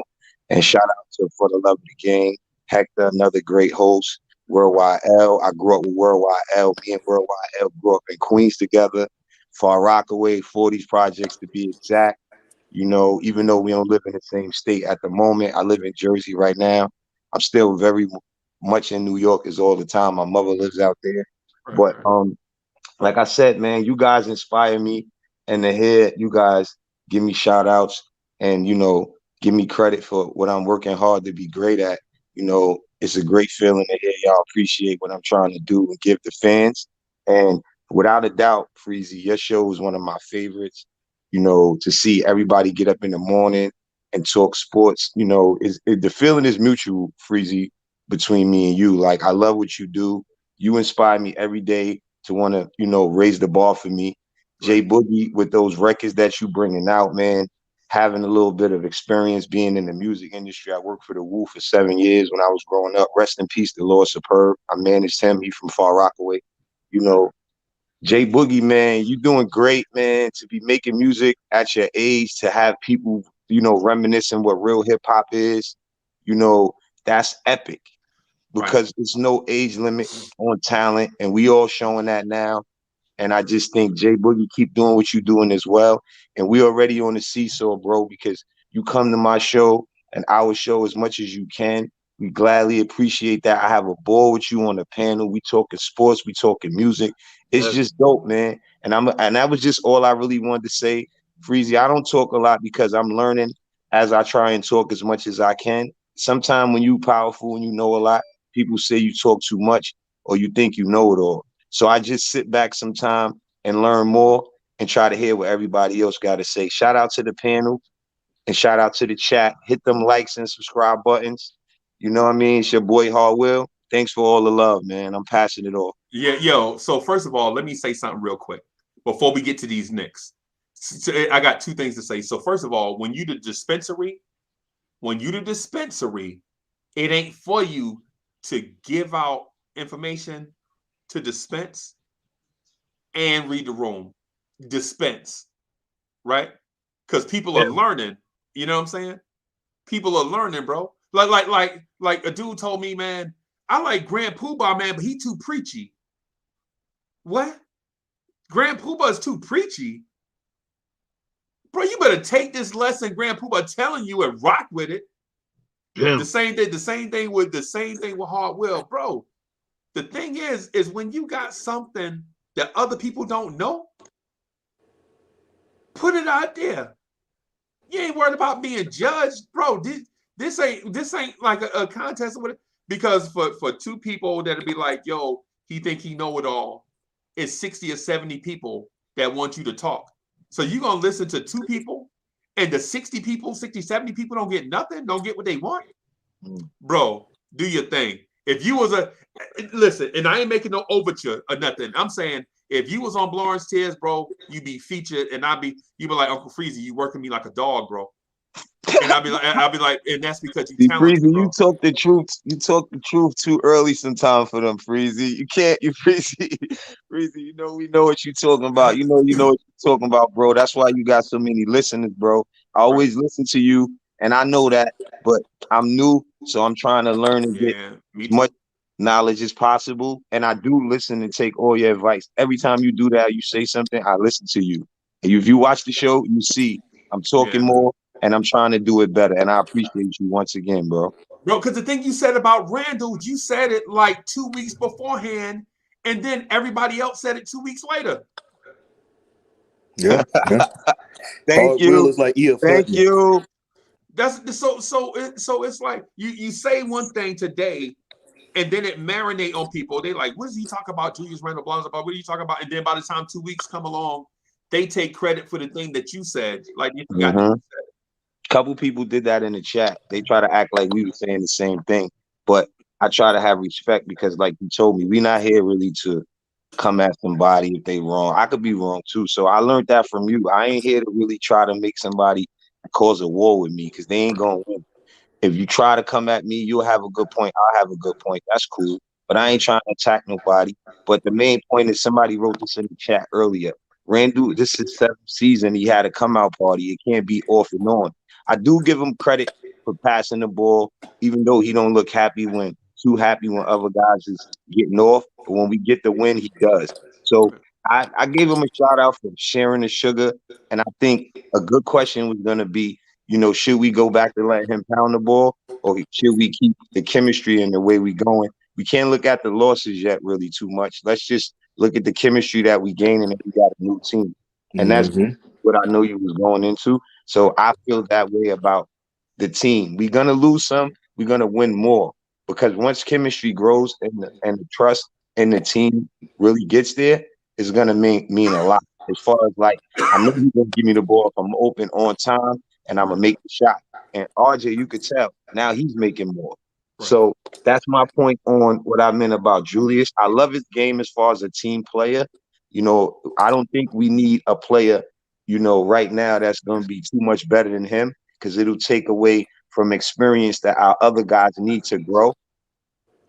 So he's perfect for that role in that factor. And another point with Mitch too. Mitch is great for that factor because he gives us everything we need as far as defense and rebounding, and he don't demand touches.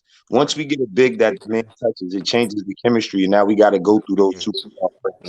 If we can't win this way, then I think we need to make that adjustment down the line. But we still have a good team right now, and that's all I want to say about it. And I'm gonna share something real quick. What he just said, I'm gonna elaborate on it. When he said, he give Julius his problems for sharing the sugar. For those that missed that went over their head, sharing the sugar is real deep. You know what I'm saying? Because don't act like you didn't knock on your next door neighbor and can I borrow some sugar? You know what I'm saying? Don't act like you wasn't sharing sugar in life. So understand that when he said he's sharing the sugar, that's real major. And one other thing, Hard Will is the only person on that podcast. And see, you know what I'm saying? I'm gonna let him know he's the only person on that podcast song that got 2 shout outs. Because you're the reason why I shouted out Bars. You know what I'm saying? Bars and radio. And then you over here, I shouted out, you know what I'm saying, Knicks for life.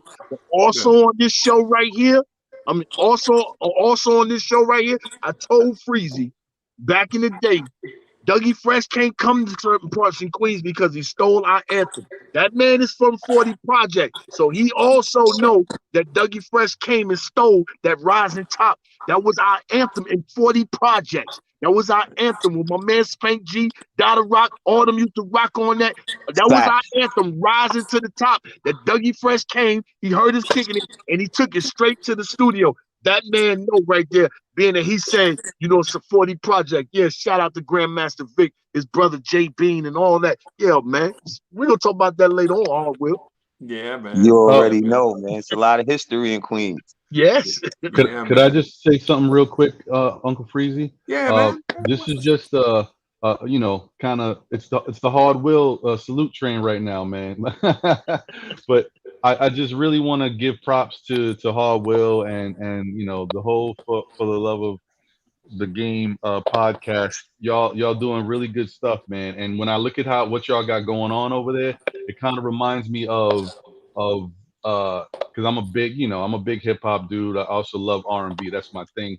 But big it's a big kind of like that whole similarity to that whole Kid and Play, like Martin Lawrence, Tisha Campbell, like how they had that whole network. They all grew up in the same area and they just keep feeding off each other and feeding to each other. Like the love keeps coming and just keep revolving around. That mix, that thing that you guys got going on, plus that Far Rockaway connection is great, man. That's a beautiful thing. It just keeps breeding more talent. So, definitely salute y'all what y'all got going on over there.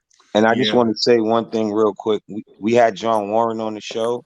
He flashed the NBA championship ring, the Knicks championship ring. So if you didn't check out that episode, shoot over to For the Love of the Game and check that out. Jay Boogie was on the panel. I thought Freezy was going to be there, but Freezy got so many shows.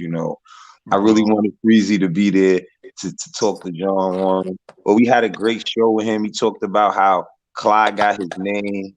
He talked about how Clyde used to come in with the furs on and all that, with the fly hats. And the trainer gave Clyde his name because he said Clyde, and then the name just stuck.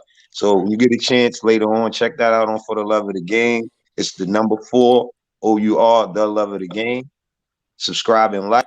And I just want to say I appreciate all the love, man. I work hard, trying to get good at this. Watching these great men here, to be honest, shout out my brother Ron. Shout out everybody on the panel. Soul Finger's another one, man. Great at what he do. He come on our show all the time. Yeah. We welcome people that know the sport on our channel because that's what this is all about. Like Freezy's doing. Right. I just say it's dope. That episode was dope, by the way. I'll just say this. I look at it like this. I'm on the West Coast, so I can't get, Knicks talk like this. I got one homeboy and Boogie know about it. I told him I got a homeboy born and raised out here in Dago, Knicks fan. So, and he works so much. When we get a chance to chop it up, we chop it up. If the game is on, he can catch it. We text him back and forth like little kids talking about the Knicks. Right. I'm not from the city. I'm from the boot. If you don't know what a boot is, I'm from Louisiana. Yeah. Love the Knicks. Loved them. Still, all this time. Been through the bad and all like that. Last time they won the championship, I was a few months old last time they won a championship.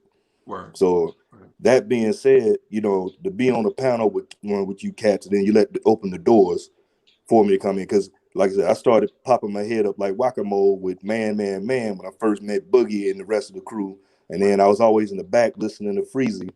And then I started to stick my head up like whack-a-mole, but I got to give it for the love of the game, Hard Will and L and Heck, the way they rock. And then Run, I love your takes, because you give that run is like when you do your show, you and John, it's like that cold drink on a hot summer's day. It's good, refreshing, and smooth. Go down like that. You give that knowledge like that. And I just got to say, Appreciate you, man. it's a beautiful thing to be able to to see that you got Knicks fans all around the world, not just around the country, but also around the world. And you have people calling in from Australia and all like that. I mean, look at CT and things of that nature. Right. And then the thing is, the Knicks nation is so big, and everybody got their own opinion.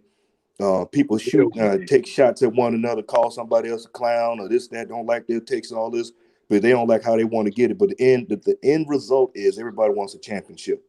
Because I guarantee you may not like somebody's take, but minute we hosting up that pulling that banner up like OC, for those who don't know, so OC was saying, raising that banner up in the garden.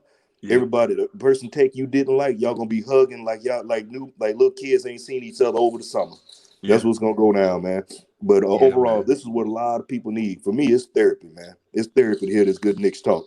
Because the other people, it lifts your spirits and open your eyes, and then I learned a lot too by listening to all you cats. Yeah, you know what you learn the most by doing these, right? You learn to listen. Yeah. Right. You learn to listen, like for instance, when I turned the mics on, when I first turned the mics on, I was like, yo, I'm gonna get about 30 years of Knicks frustration off my chest. That's what I was thinking when I first started doing it, right? I ain't had nobody to really talk, so I'm gonna put all this stuff out there. And so what happened is I was kind of like in that rush to get, and then people would come on, and I'm like, I don't know if I agree. But what I would do is I was like, Uncle Free to give him a chance. They're a Knicks fan just like you. Just shut up and listen. You know what I'm saying? So and then I would listen to him, and I'd be like, you know what? I never looked at it that way. Like I never looked at. Give you an example. I never looked at the generational Knicks fan base, right? Like because my generation is Clyde Frazier, Earl the Pearl Monroe, Willis Reed, Windmill Phil, Bradley. You know what I'm saying? All them guys, right? I was little. I was a shorty, right? That's my generation. I started liking them at a very young age. Because my favorite, and I say this, and I know y'all laugh, but my first favorite professional basketball team was the Harlem Globetrotters. I love Meadowlark Lemon, bro. I used to go to the Garden to see Meadowlark Lemon and Curly Neal. And I was like, who's these dudes? What is this other thing? The Knicks? Who's that? And my uncles and them used to laugh because I was so little. You know what I'm saying? But when you was a kid growing up in the tri-state area, watching Channel 5, and you hear Sweet Georgia Brown come across the TV, bro, and if you don't know what Sweet Georgia Brown is, oh, man, listen. Lose your mind, right? Lose your mind, right? I used to go to the Garden to watch the Globetrotters. And then I started like, the Knicks, uncles don't talk about the Knicks. But there was a disconnect with me and the Pat Ewing generation. Because in my opinion, they were spoiled. Because they was winning 50 games every year. They had a superstar, and they really wasn't rocking. They hated Starks and disliked Pat. Pat choked against the Pacers. They argumented, Stark 2 for 18. See, I didn't like that generation, right? Because I was so young with Clyde and them. I was so young. I was little. A baby, basically. You know what I'm saying? A shorty just not getting in school with Clyde and them. And then Clyde and them got old right in front of my eyes, and the team was trash. And then here come the Pat Ewing generation, where the whole generation ain't nothing but winning. From like 87 to 13, 14 straight years of winning 50 games. And that generation is like, they never got Pat a star. And if such and such happened. And so I used to have a dislike for them. I was like, yeah, man, y'all spoil. Y'all spoil. Y'all had a star. You ain't even appreciate them. Right?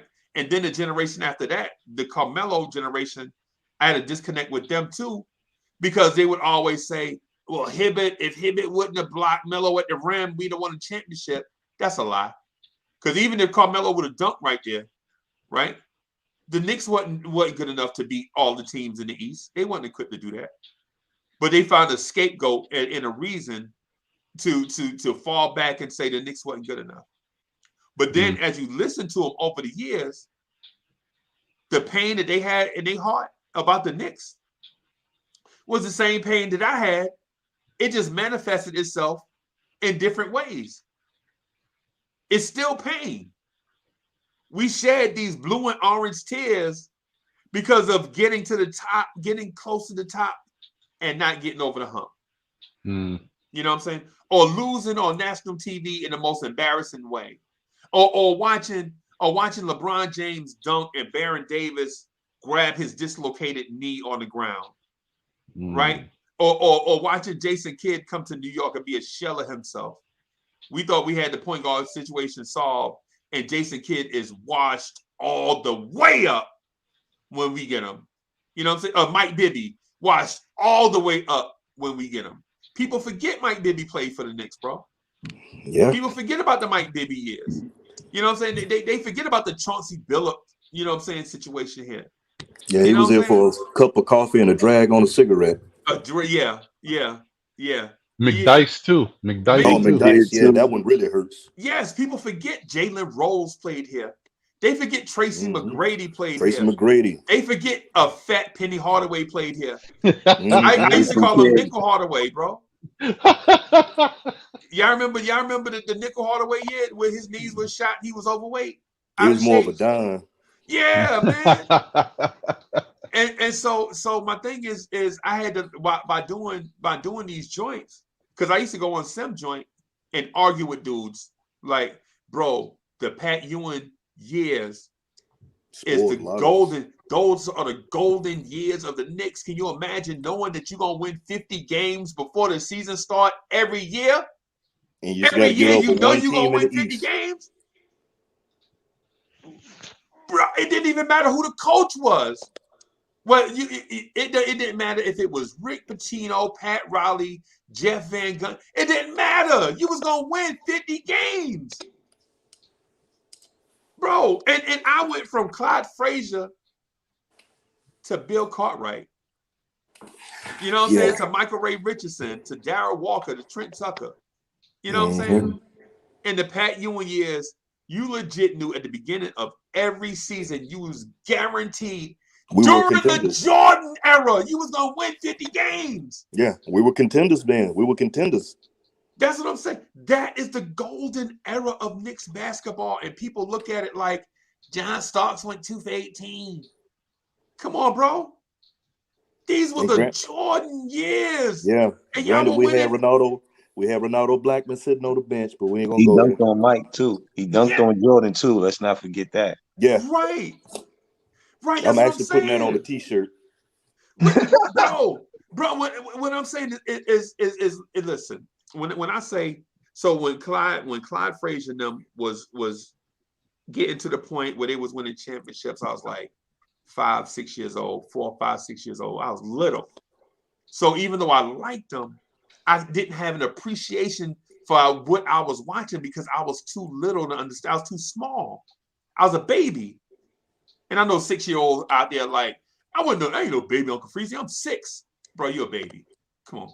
So what I'm saying is anybody out there that got babies, 2, 3, 4, 5-year-olds, you be like, come here, baby. They be like, I ain't no baby. You a baby. So anyway, what I'm getting at is I didn't get a chance to appreciate that. My appreciation came with the Bill Cartwright. Bro, when we drafted Mike Woodson, I thought we was getting a star, bro.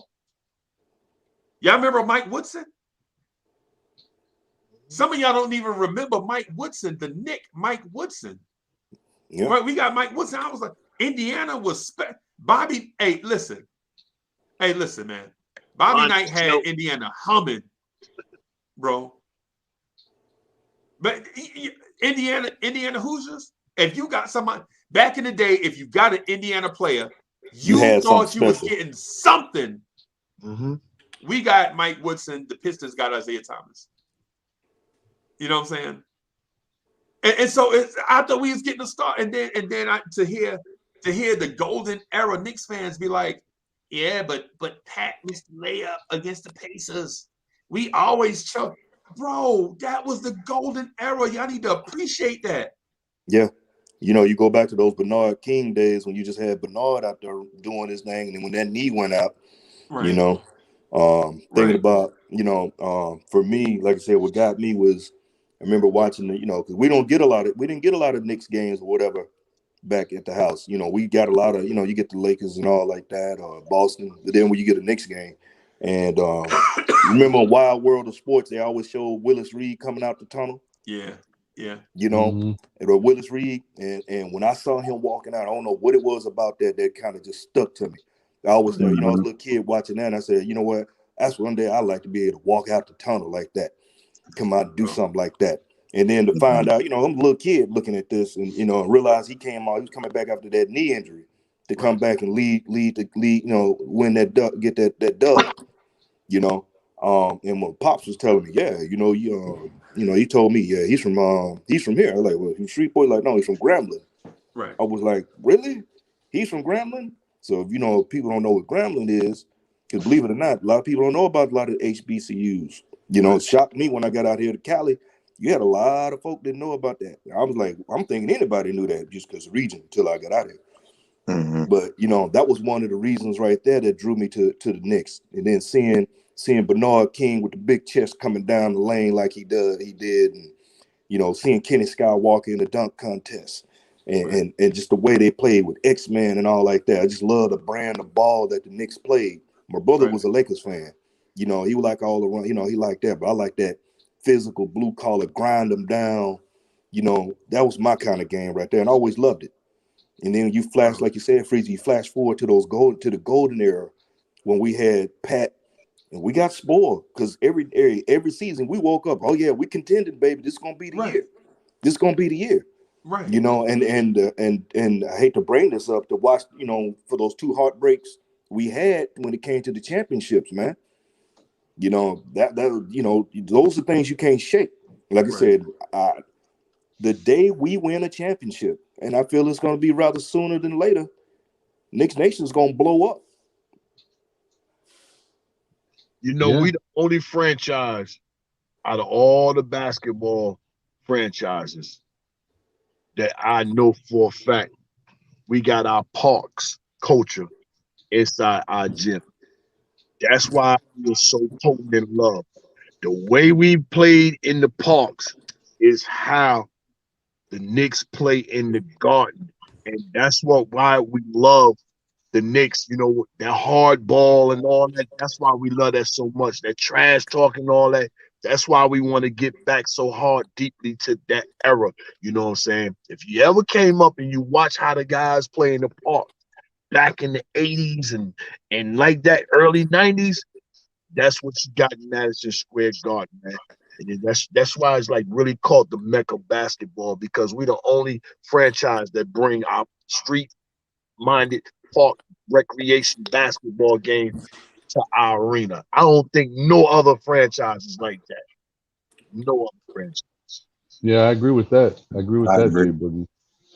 And salute to Stafford Don. What's up, bro? Salute, Steph. Staff Don, good. I think that you know, a lot of people don't understand how good that era was, and we definitely it was just bad time for us, man.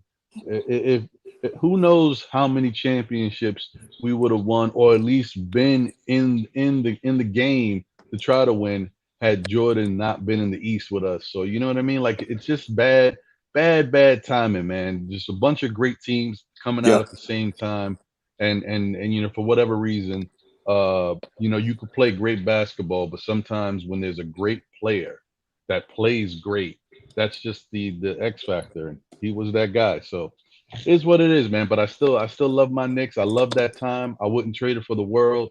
I would hope I mean, I want to win, but I would hope that this Knicks team will become as good, as dominant as that team was every year, being able to win at least 50 games and be there all the time, always in the conversation.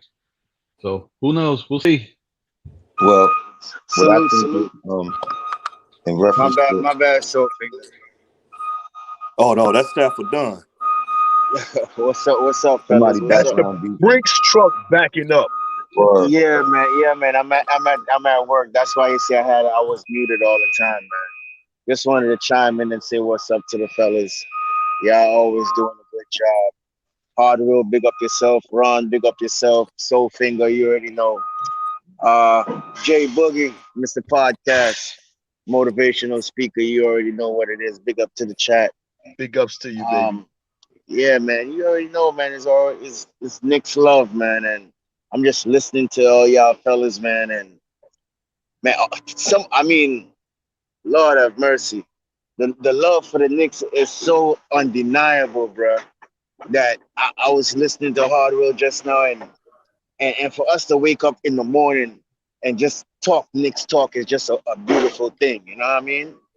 And you know, you gotta big up Uncle Freezy, you know, for putting this thing together, always trying to motivate people to do their best that they can, you know what I mean? And you know, I'm just doing this thing for the first time, and Freezy's just giving me a lot of motivational too to just go ahead and do it. So I just gotta get a special shout out to Freezy also too, man. Yes. Yo, He's a y'all good, shouting he's a me good out, man. brother, I ain't man. did, yo, man. Y'all shouting me out. I ain't Yeah, did man. nothing, Of bro. course, we gotta I ain't big you taking up because credit for listen, nobody talent. Freezy, I'm listen. not taking credit for nobody talent, bro. Listen, Freezy. If it wasn't for you, I wouldn't be on this thing right here. I'm Nah, telling if you it now. wasn't for I'm you, telling you now. I didn't come to your spot and get you, bro. I didn't come to your spot and get you. You can't. You showed up. You showed up. You know Yeah, what I'm saying? but you encouraged me though. Oh, okay. You encourage the will, you know what I mean? And that's what you're doing to these other cats that's trying to do something, you know, good with their life and trying to do something with a podcast and try to, you know, take it to the next level. You Yeah. understand what I'm saying? So it's all about motivation, man. And you know, as Soul Finger said, everybody may not be with the same objective or same opinion, but at the end of the day, is a championship that we want. Yeah, man. Yeah, Hey, man. Freezy, you know you deserve that, man. Stop acting like you ain't a DJ, man. A DJ is what makes a record, man. Everybody that don't understand that, a record is just a record. But if the DJ take your record and break it and he's spinning it back to back and he mixing, he cutting it, that's how people like the record, man. So when people facts. come up on the podcast for the first time, Freezy see your talent and he break your record. You know what I'm saying? So we shout out Freezy for that. Even if he don't want no props, we're gonna give you love for it Yeah, way because you Facts. deserve that, man. So stop acting Facts. like that, man. I Every day you second got that every motion. day different scullies on, you know what I'm saying, and all that, man. You know, you sleep 2 hours out of 24, you know what I'm saying? And come on, cut the nonsense, man. You break Yo, your I And Jay records second Boogie. that everywhere. motion, Jay Boogie. And Jay Boogie. And he'll tell you straight up, if you whack, you whack. You whack, Yeah, you whack. I you ain't gotta spinning it no more. He tell you straight up. So you know what I mean? So he see talent where talent is. And you and just I'm gonna gotta tell you salute him for that, man. and I'm gonna tell y'all now, fellas, I think Freezy is related to James Brown, bro. Cause I ain't never seen nobody hit that hard like that, man. Oh, Yo, it's for us though. We do this for each other, bro. Cause y'all remember the years when ESPN was killing us every opportunity they got, and we had no voice. yeah. Facts. And then the dudes that was doing it, I'm not throwing shade at them, but the dudes that was doing it, they had went to school for the same, you know, they went to school for all these different things. And so they knew what to do. So they joints looked like the professional such and such, kind of like a baby ESPN. With me, I never wanted to be that, bro. I just wanted to get the fellas together, everybody rocking. You know what I'm saying? Everybody rocking, everybody get their chance to shine. That's it. That's Blorange Tears, because we got something in common, bro. We was there. We was there when Pat Ewing missed that finger roll when he should have dunked it against the Pacers. That's yo. I was hurt by that, bro. I was hurt when Bernard King fell on the garden floor and grabbed his knee. You know what I'm saying? We like Man. it's like every time we think we gonna do something happened. You know what I'm saying? I was there when Michael Ray Richardson didn't show up for. Michael Ray Richardson was supposed to do a appearance at my high school, Dickinson High School in Jersey City, New Jersey. He's supposed to show up. Him and Michael Corrin was supposed to show up. Michael Corrin was there. He signed autographs all day. Everybody looking for Michael Ray Richardson. He didn't show up. Years later, come to find out he had a drug problem we didn't know about. You don't know that when you're a kid. You know what I'm saying? When you're a kid, you don't understand. You're like, why does Joker ain't show up? You know what I'm saying? I'm thinking he gonna sign. See, I ain't have a jersey. My mom used to buy me the 3-pack Fruit of the Loom t-shirts, and I took one of them t-shirts and wrote 20 on it, and wrote Uncle Freezy on the back and Knicks across the front. And I was gonna try to get Michael Ray Richardson to sign it. But that's me, because I came from, we didn't come from bread. So we lived out our dreams the best way that we could. You know what I'm saying? I was like, Michael Ray Richardson gonna sign this thing, but I bet you I ironed that shirt all night long. Because I wanted Michael Ray Richardson to sign it. And you kind of find out that Joker didn't show up. I say this here, and for some folk that are, there's some of us in Knicks Nation that are vets, and you have your up days and your down days. I ain't gonna go into detail on whatever you've seen or whatever you've been through. But this kind of thing here, these I don't like to, because I don't consider Freezy a podcast. I consider Freezy a network. He's a channel, because he's the only one I know. He's one of the few that has multiple shows and personalities. Freezy's a legend. And it's stuff like this to get you going in the morning. Like I said, I've been working since this Rona broke loose, man. I've been working from home for the last 2 years, since this thing broke loose. And I get up in the morning. I don't look at, I used to get up and have ESPN on, but I got Freezy and I'm listening to everything. This gets me going on my day to keep me good. Even if I'm not on, somebody saying something, I'll be like, you agree, look in the chat, somebody says something that's funny, have you rolling. But this is what we need. And like I said, just real quick, what's going on? We only 8 games in the season. Let's not fall, like I said, don't fall over the side of the ship like Jacques Cousteau. Not yet. It's still too early. So Finger, it's called Knicks therapy, man.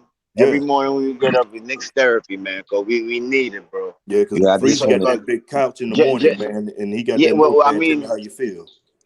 I mean, just to elaborate a little deeper, because there's so much things going on in the world right now. Sometimes we need this to just like a distraction. Yeah, that escape. You know what I mean? Just exactly. Just like not to think about certain things. You know what I mean? Keith Murray said, "I escaped from the world." Right. Yep. And as far as like all the great men, like we just, swords sharpen swords. You know what I mean? And we always come on to get good point of views. And I just want to shout out some other brothers that I met that I think is good. Shout out Cully, Hadouken, GI. Yeah. Free Keith. Sin. I just wanted to shout out a few other brothers that I didn't shout out, because I do look around and see. And whoever I left out, I remember you and I'll shout you out on the next time I'm on. But, reference our convo about the players from back in the days, the players to now, we was talking about, I just wanted to make a point when I got a chance to speak. When he said Jordan was in our way, and I felt like, Jordan, Sam Bowie got picked. Imagine how they felt about that, when they missed out on Jordan. You know what I'm saying? And my point in saying that is because, that's when the league was all about big men. You know what I'm saying? Now we in the league now where, to me, it's more entertaining. And because guards now could play, they don't have to give the ball down low. And another good part about now is we got some men running, making decisions now that could bring the right players in when we get the opportunity. Whenever the opportunity presents itself, I think these guys could pull it off. We've never really been in that position where, we always had a bad name at some points, when we wasn't getting great players or superstar players, So I think our time is coming to go back to those great years where we go into championships and stuff like that, because who's in control now? From what you talk about, the good old years, I agree, because, we was talking about that on the show with John Warren, about how they made that run. And, when the big fella used to talk about playing different players that was real dominant in the league. I didn't So, fucking say nothing like so my I point did in not bringing say that that. up is my point in bringing that up is I look forward to seeing the moves that we make and the team that we're gonna become because of roles and the new people that's in our office making decisions. And I'm a pastor saying that. No, that's on point right there. That Yeah, because you man. got to think about it now. People are actually, you got cats looking at coming to us now. Before we were like a wasteland, man. Nobody wanted to come this way unless you a washed up player, or we overpaid for cats to come in just to put somebody on the team. Right. Like I said, we were paying for names, and a lot of bad moves, man. That McDice deal was horrible. Yep. Next to Yeah. the barn Yarny was really ridiculous. Yeah. Those A kind lot of of stuff. trades. Thank you, Leon Rose. It's a lot of stuff. Yeah, I And you mean, can tell by our TV, by how much we getting paid on national TV. Like, look at how they doing that already because they kind of know we coming around. And they don't want to miss that bus. They see what's going on over here. So they trying to give us more, media and more main channels on, our games because they see where we headed. And they know, snap of a finger, the Knicks is going to be right there, back one of the top of the East. Especially the way it's looking around here. It's looking spooky. Right. Yeah, for real. Hey, that's for real. Because So, Finger, you really think that we are the destination for players to come now? You really believe so? honest and truly, yeah, I feel it in my heart because I feel it in my heart, my mind, heart, and soul, man. Compared to what we were begging. We couldn't give money away. We couldn't give hundreds of millions away. Right. You know what I'm saying? We couldn't get with nobody wanted to come here. I mean, really, to be honest with it, I don't blame them because look how we were run before. Right. Scott Leitner. I mean, good Jesus Christ. You got to shout out Dolan for stepping back as well. And there you go. You beat me to it, That's Hardwell. what we needed. That was the So key let me right ask there. you this: Why you think people want to jump on the bandwagon now? Because, like Hardwell was saying, we're on our way up. It's like it's granted he stole that anthem, but we rising to the top. Yeah, they see down the line. Basically, is what I'm trying to say too. Yeah. They see where we headed before some people do. Like when you see the media doing that, they trying to double back now because they were so used to bashing us. You know what I'm saying? They whole scheme and topic was, the Knicks again. Like they ain't winning, they bad again. Like they be praying for our downfall, but they see it's about to come to an end. So now they doubling back. It's like one of them friends that didn't think you was gonna make it, but then you pop, but they ain't support you. And now they try, yo, bro, I knew you was gonna be lit.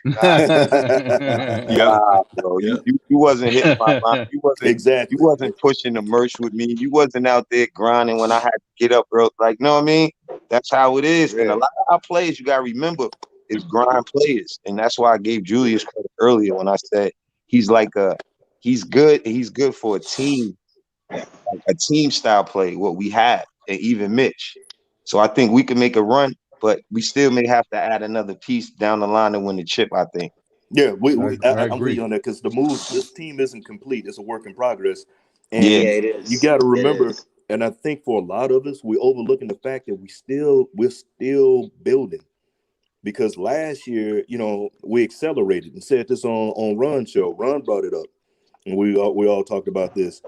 We still in the rebuild in a sense. We just accelerate. Last year accelerated because of what Randall had. Nobody saw Randall having a season like that, man. Because truth be told, remember we were trying to get rid of Randall. That's one reason we got Obi, and we couldn't even give Randall. We couldn't give Randall away for some saltine crackers and cheese, man. Mm-hmm. Right. That's true. Can I just I want to get back to the Nick talk too, but I just wanted to say this one last thing about I know he don't like it, but I'm gonna say it anyway. Back to Uncle Freezy real quick. I understand, brother. I'm just gonna let you know I understand, man. I appreciate you wholeheartedly, man. What you do for this Nick community, what you got going on, it's incredible. Cause I'm tired. I'm just being honest. Everything I'm doing with these Hey, post yo, you games, my sound like regular Julius show, Randle after the Boston I'm, game. I'm tired, B. I don't know how you do it, Freezy. Bro. I'm a little tired, man. I ain't lying to you. Bro, it's so what it is, man, is like for those that don't. So I used to do a joint back in the day, like in 2005, and we felt like it was like cutting edge. What we used to do was we used to record sports shows to DVD and sell them. Like I used to hustle, just get out there. So, yo, they like, Uncle Freezy, what you talk about this week? Yo, we talk about the Oregon Ducks game. We talk about blah, blah, blah. They like, yo, you doing this for real? And they be like, and people like, yo, every time I come over here and buy a sandwich, this dude is over here bullying people into buying his CDs. And I'm like, I ain't really bullying you. Just buy my stuff. Dude's like, you bullying me into buying your stuff. You know what I'm saying? I'm like, nah, man, I want you to listen to it. And the dude, and so it started back then with a joint called Sports Somniacs, like me and 3 other dudes. And they wouldn't let me talk. Right? Because they was like the dudes, they was polished. They had all this fancy equipment and stuff. But I knew sports. I used to just a sports junkie. And so I was like, yo, we did it. I kind of rock with it. kind of rock with it. And I was like, you know what? They ain't hardly letting your man Uncle Freezy say nothing. So then I was like, yo, when I get the opportunity, if I ever get the opportunity to do it again, I'm gonna make sure that they don't have the same experiences as me. Right? We ain't gonna put no time limit on it, and we just gonna let everybody free flow, except if they trash. I'm gonna tell them they trash. You ain't gonna come up here and be garbage, bro. You ain't gonna sully nobody name. You know what I'm saying? Like, I was on a panel with this dude and he said such and such. Nah, we ain't gonna never have that. You know what I'm saying? Not if I could see it. So then when we start the joint, bro, think about since last year this time. So it's been a year for Blorange Tears. That's it. Wow. We just hit the 1 year anniversary. That's it. We only been doing it for a year. It seems like it's been going on forever, by the way. I just want to let you know. Right. Yeah, it does. Wow. But think about the hundreds of dudes that you've seen on the screen in a year. Hundreds of dudes coming through here. I mean, hundreds of people coming through, like on the screen. And it's all been the same. It's all been consistent. And it's all because of the flow that we've been able to create. The organic feel, because it's real. Right? It's been dudes been offering me, pitching me whack idea. Like Ron, no lie. Dude said, hey, Uncle Freezy, listen. I got a show idea, right? What I'm gonna do is every show, I'm gonna take my shirt off, right? In the gym, and I'm gonna work out, flexing, talk about the Knicks, and I'm gonna have the camera on me. And I'm like, dude, that's the worst idea. I ain't gonna tell you how I cussed at him, but I was like, yo, that's the worst. Don't you never come at me with no mess like that. You think I don't even want to watch that? You think Knicks fan? Man, if you don't get off my telephone, and now Jay Boogie, now he hating on me on Twitter. Every opportunity he get, he's saying Uncle Freezy treating y'all like dogs and y'all letting him. Shading me up because I wouldn't let him come on the channel with his shirt off, working out, talk about Knicks. Bro, it's because I'm just laughing, man. Because bro, that's a true story, bro. I mean, no, but Freeze, you remember you told me about it. We talked about it, and I can't say the exact words because I got to turn my brain mouth filter on. You know, this is one thing this show has helped me with is with my vernacular because, bro, I have a slip of the tongue. I don't have a good brain mouth filter, so I have to be mindful of what I say. So that's why I pause a lot. Because something will come out. But he about as crazy as a doo-doo house rat, bro. With that one, I can't say the word I want to say. Right. You know, this is a show, but he about as crazy as a doo-doo house rat coming up with something like that, man. Oh, figure. He said every show, he going to start the show by taking his shirt off in front of the camera. Wow. I was like, bro, come on, bro. Come on, bro. And listen, no, and this ain't no, bro, as soon as he told me, and listen, Jay Boogie been around me for a few minutes, right? Jay Boogie know I try to be as real as possible all the time. It's natural to me. Sometimes I rub people the wrong way by being genuine. A lot of times people don't want you to be genuine. They want you to kind of like appease their sensibilities, right? Right? But I can't help but be the other way. Bro, if you whack, you whack. I'm be like, yo, like I spoke to Cornerstone Kev last night. He had an idea. I was like, Cornerstone Kev, that idea is whack. And you know what Cornerstone Kev said? hey, I appreciate you telling me that. That's right. You know what I'm saying? That's right. Cornerstone Cat told me that last night. But this dude here, I was like, yo, that's whack. And ain't nobody gonna watch it. And we definitely not doing it here. Take it somewhere else. Freeze, you would have saw more unsubscribers you ever seen in your life. Bro. If you want to end the show in your podcast, you want a grand opening, grand closing, grand closing, bro. I'm telling you, and he mad at me. Still be hitting me in the DMs, like he trying to be Suge Knight. He'd be all right. He'd be all right, man. He'd be all right. Tell him to have a pudding pop and he'd be good. A coconut smile. So you saying, Freezy, you saying he was like, yeah, man, let's talk about them Knicks. So we're gladly bring him in the chat. We're gladly bring him in the chat. Everybody would take their time to tell me why that wasn't a good deal. Had a whole thumbs down. Bro, I'm telling you. See, it put me in the mind of that Saturday Night Live skit when they had both them cats up there flexing all the time.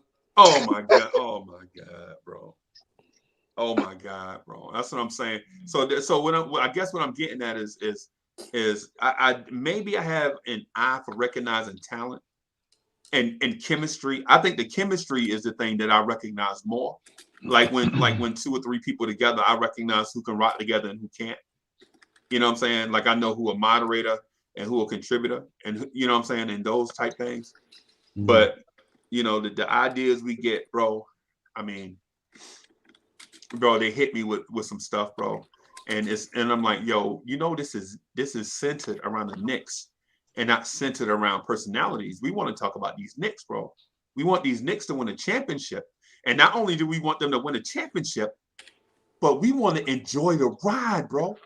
I want to say in June, I want to say, hey, Jay Boogie, Stafford Don, remember when we saw the Knicks in Charlotte? You know what I'm saying? And blah, and you know what I'm saying? And point back to, you know what I'm saying, where it all began and things like that. Because I want to enjoy the ride, bro. Because I was alive when the Knicks won championships. Right? See, facts. But I didn't get to enjoy the ride, bro. I want to go through the thing that the Golden State Warriors went through. They got their star who came from off the radar. Nobody thought Steph Curry was going to be a star. If they say that, they lying. Fact. If they say that, they lying, bro. But they believed in him, Freezy. It took them time to get there too. That's what we got to do. That we got to stick to our players. That's been our mistake for a while now. That's why the ride is great, bro. That's why the experience is great. You know what I'm saying? Mm-hmm. So this team right here, it may not be Julius and RJ and Evan and Kemba that get us to the championship, right? It may be 2 of them, 3 of them, you know what I'm saying? 1 of them, whatever. But when we get to the championship, when we win it, bro, that's a different feeling, man. The Knicks are going 50 years without winning the championship, bro. 50 years. And when it happened, it don't matter. It don't matter if you from Macon, Georgia, you know what I'm saying, or Leesville, Louisiana, you know what I'm saying, or Detroit, Michigan, you know what I'm saying, or Idaho, where City for Real is at, you know what I'm saying. All that don't matter, because when we say, bro, when the clock run out and the confetti come out the ceiling. Let's go, bro. It's a different feeling for us. And if y'all think YouTube flooded now with Knicks universe, bro, imagine championship day. I ain't gonna knock the bandwagon hoppers, but I'm gonna say, bro, we was here when we thought the Knicks was gonna get the number 1 pick, and we wound up picking 3rd. Freezy. You can just imagine how crazy it's going to be. Have you noticed the difference between the Knick universe and Twitter and everything? Now that we lost a couple games, how everything's kind of a little quiet, people. But just us winning, not even doing anything yet. Knick Twitter, all these things was popping. So imagine if we win. They won't be able to shut us up. It's going to be a nightmare for people. Bro, somebody said bing bong and we went on a losing streak. Somebody said bing bong And the next thing you know, we can't beat nobody. You know what I'm saying? But the thing is this.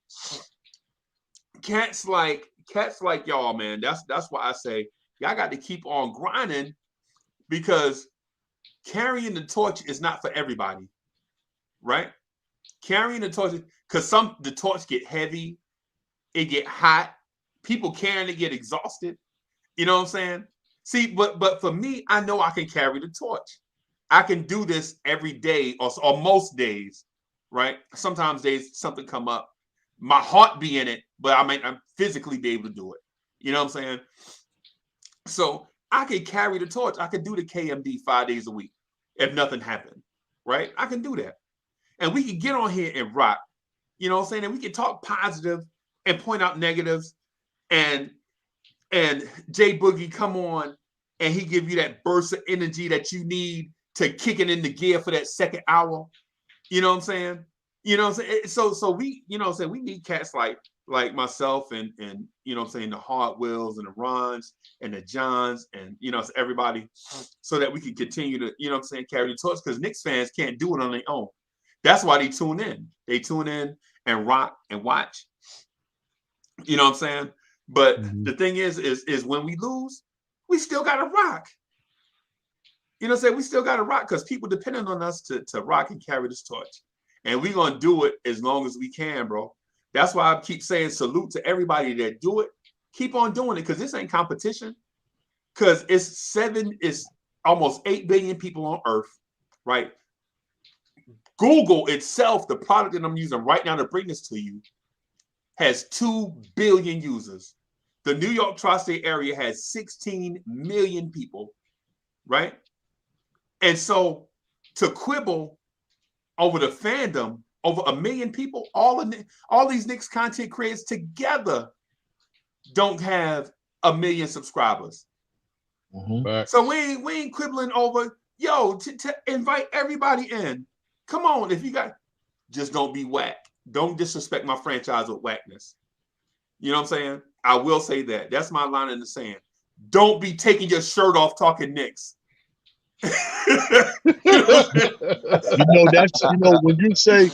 when you say carry the torch, you know what I'm saying?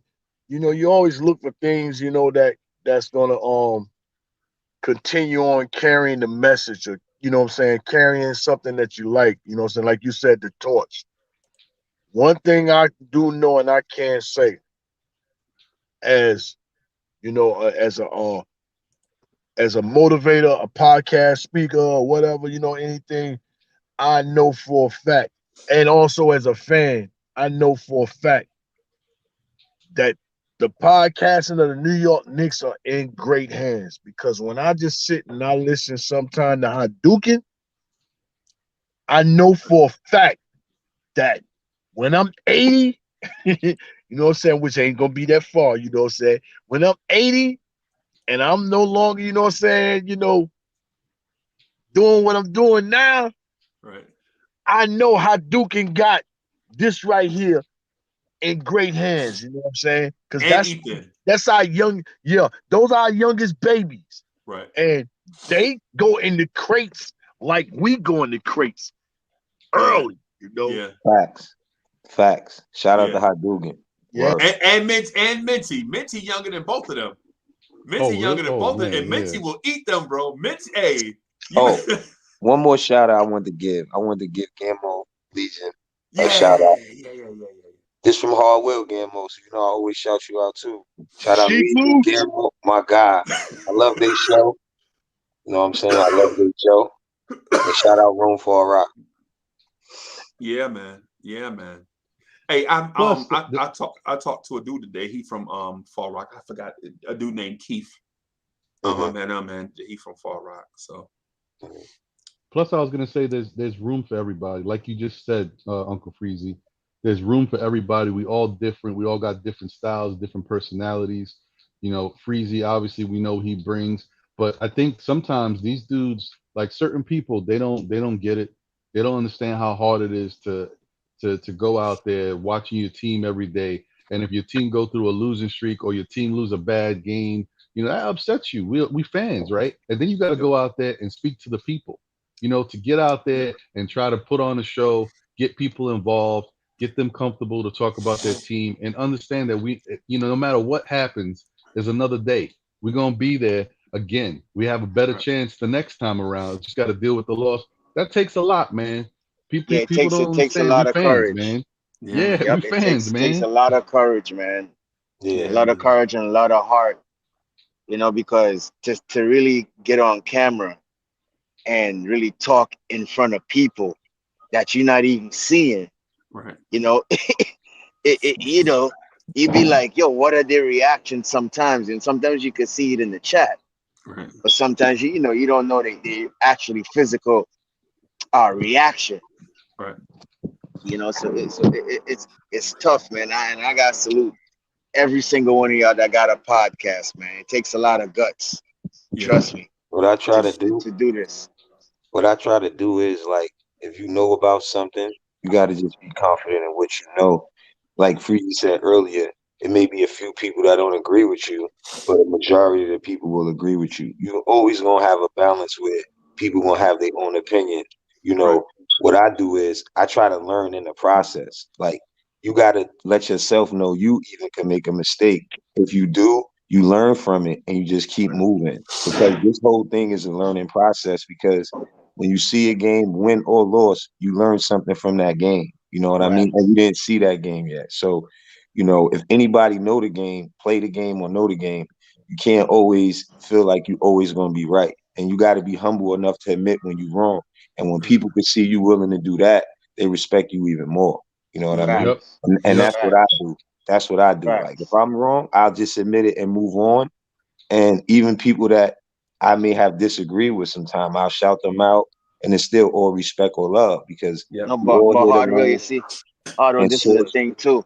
It yes, wouldn't be a conversation if everybody agree. What I mean? facts. It wouldn't be sweet. You understand what I'm saying? And we do this for the people. So we got to get them Exactly. something to enjoy. And that's why different points of views and opinions play a good part into it. And I always love that about what we do. You know what I'm saying? And like I say, everybody not going to agree. And when it comes to fans or people that's just tuning in, they just love the content. And they want to know, like, what we feel besides what ESPN or these networks feel. Because they pushing the narrative, and we just pushing pure from our heart what we really believe. And we really from New York. So we really bleed this orange and blue. You know what I'm saying? We bleed Blorange tears. That's why we here. Like, you know what I'm saying? This is what we're all about. The funny thing about it is, I used to live in Florida for about 20 years, and people would ask me, man, why you still a Knicks fan, yo? Yeah. I say, bro, that's heart right there. That's where I grew up from, bro. Right. Born in Kings County Hospital, bro. Right. Troy Avenue, Winthrop, Hawthorne, all those places, bro. Right. I would never give up New York. For what? I got a story for you too. If I was to move to Timbuktu, it will always be orange and blue. Right. New York for life. I feel you. Now I got a story for you too. Like, go ahead, Hardwell. now I was gonna say, like, I'm a coach, right? So, I live in Jersey. So when I tell a lot of my kids that I'm a Knicks fan, right, they ask me why. You know what I mean? They be like, why? And I'll be like, when I grew up, in my house, you had to be a Knicks fan. And one thing about how I was raised to be loyal. So growing up, over everything. Yeah. So growing up, I was just raised to be loyal and a Knicks fan. And we didn't win back then too. Like you brought up earlier, Jordan was filling our Knicks when I was growing up. You know what I mean? Breezy, I remember all the eras because I was raised on Knicks. So my dad was a big Knicks fan. So I know about all the eras to that nature. But we're raised on loyalty and hard work. You know what I mean? And when I tell my kids that, they look at me and they say, "Oh, I understand." But that's just what we are, and I still live by that to this day. And I just wanted to say that in reference to what you said. But those are dope Knicks stories, man. For real. For sure. Pop Deuce used to wake up in the morning like 6:30. He'd be like, and Pops look at me like, "Uncle Freezy, get up, go to the Puerto Rican store, buy me a pack of Winston's and a Daily News." You know what I'm saying? And I walk down to the store and dude would be like, what you need, a pack of Winston's and a Daily News, and my pops would give me $1.25, right? And every time I come home, he'd be like, yo, where my change at? Ain't no change. Ain't no change. Because a pack of Winston's used to be 80 cents, and the Daily News used to be $0.25. So I used to keep that 20 cent. You know what I'm saying? You paying me to go to the store. But if you paying me to go to, you know what I'm saying? Pop Dukes would be like, man, that news, them man, if cigarettes get to be, if a pack of cigarettes get to be over $1, I'ma quit smoking. You know what I'm saying? And Pop Dukes passed away. He been gone now about 20 years, so he don't know that a pack of cigarettes now is just about $20. You know what I'm saying? Rest in Whatever it peace. is. You know what I'm saying? But the thing is that was our routine.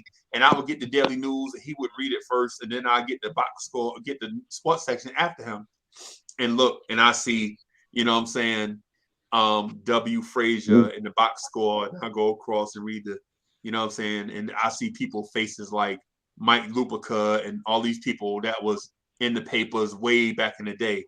You know what I'm saying? So, you know, we start that like at an early stage. You know what I'm saying? But to your point, to the point though is, you know, you start out with this thing and you don't know that you being loyal, you just know that it's right. Right. You know what I'm saying? It don't feel like a job, right? It just feel like something that you have to do. You know what I'm saying? There is no alternative but to be loyal to your team. You know what I'm saying? Ain't no if the Knicks win this year, ain't no if the Knicks get LeBron, I'm gonna be a Knicks fan. Nah, bro.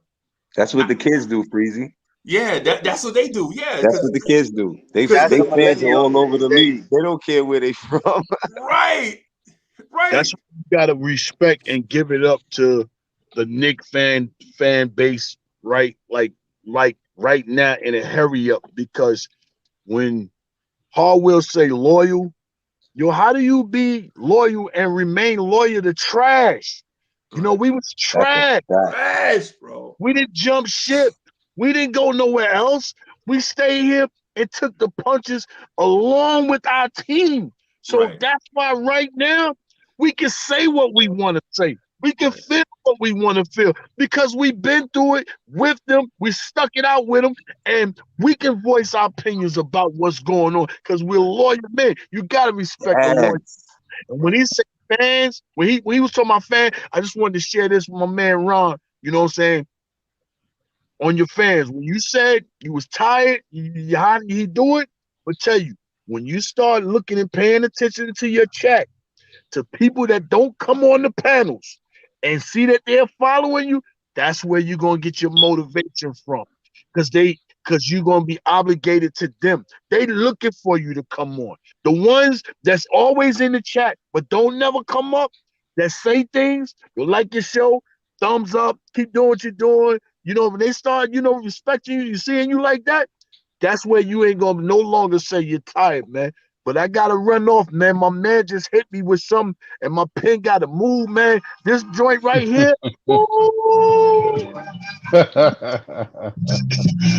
I hear you. Oh, I'm getting ready to go. I gotta go get on that right now. God bless you all. I love you. Keep doing what you're doing. Stay up, J Book. Stay up. Appreciate you, J Boogie. Business against the Bucks.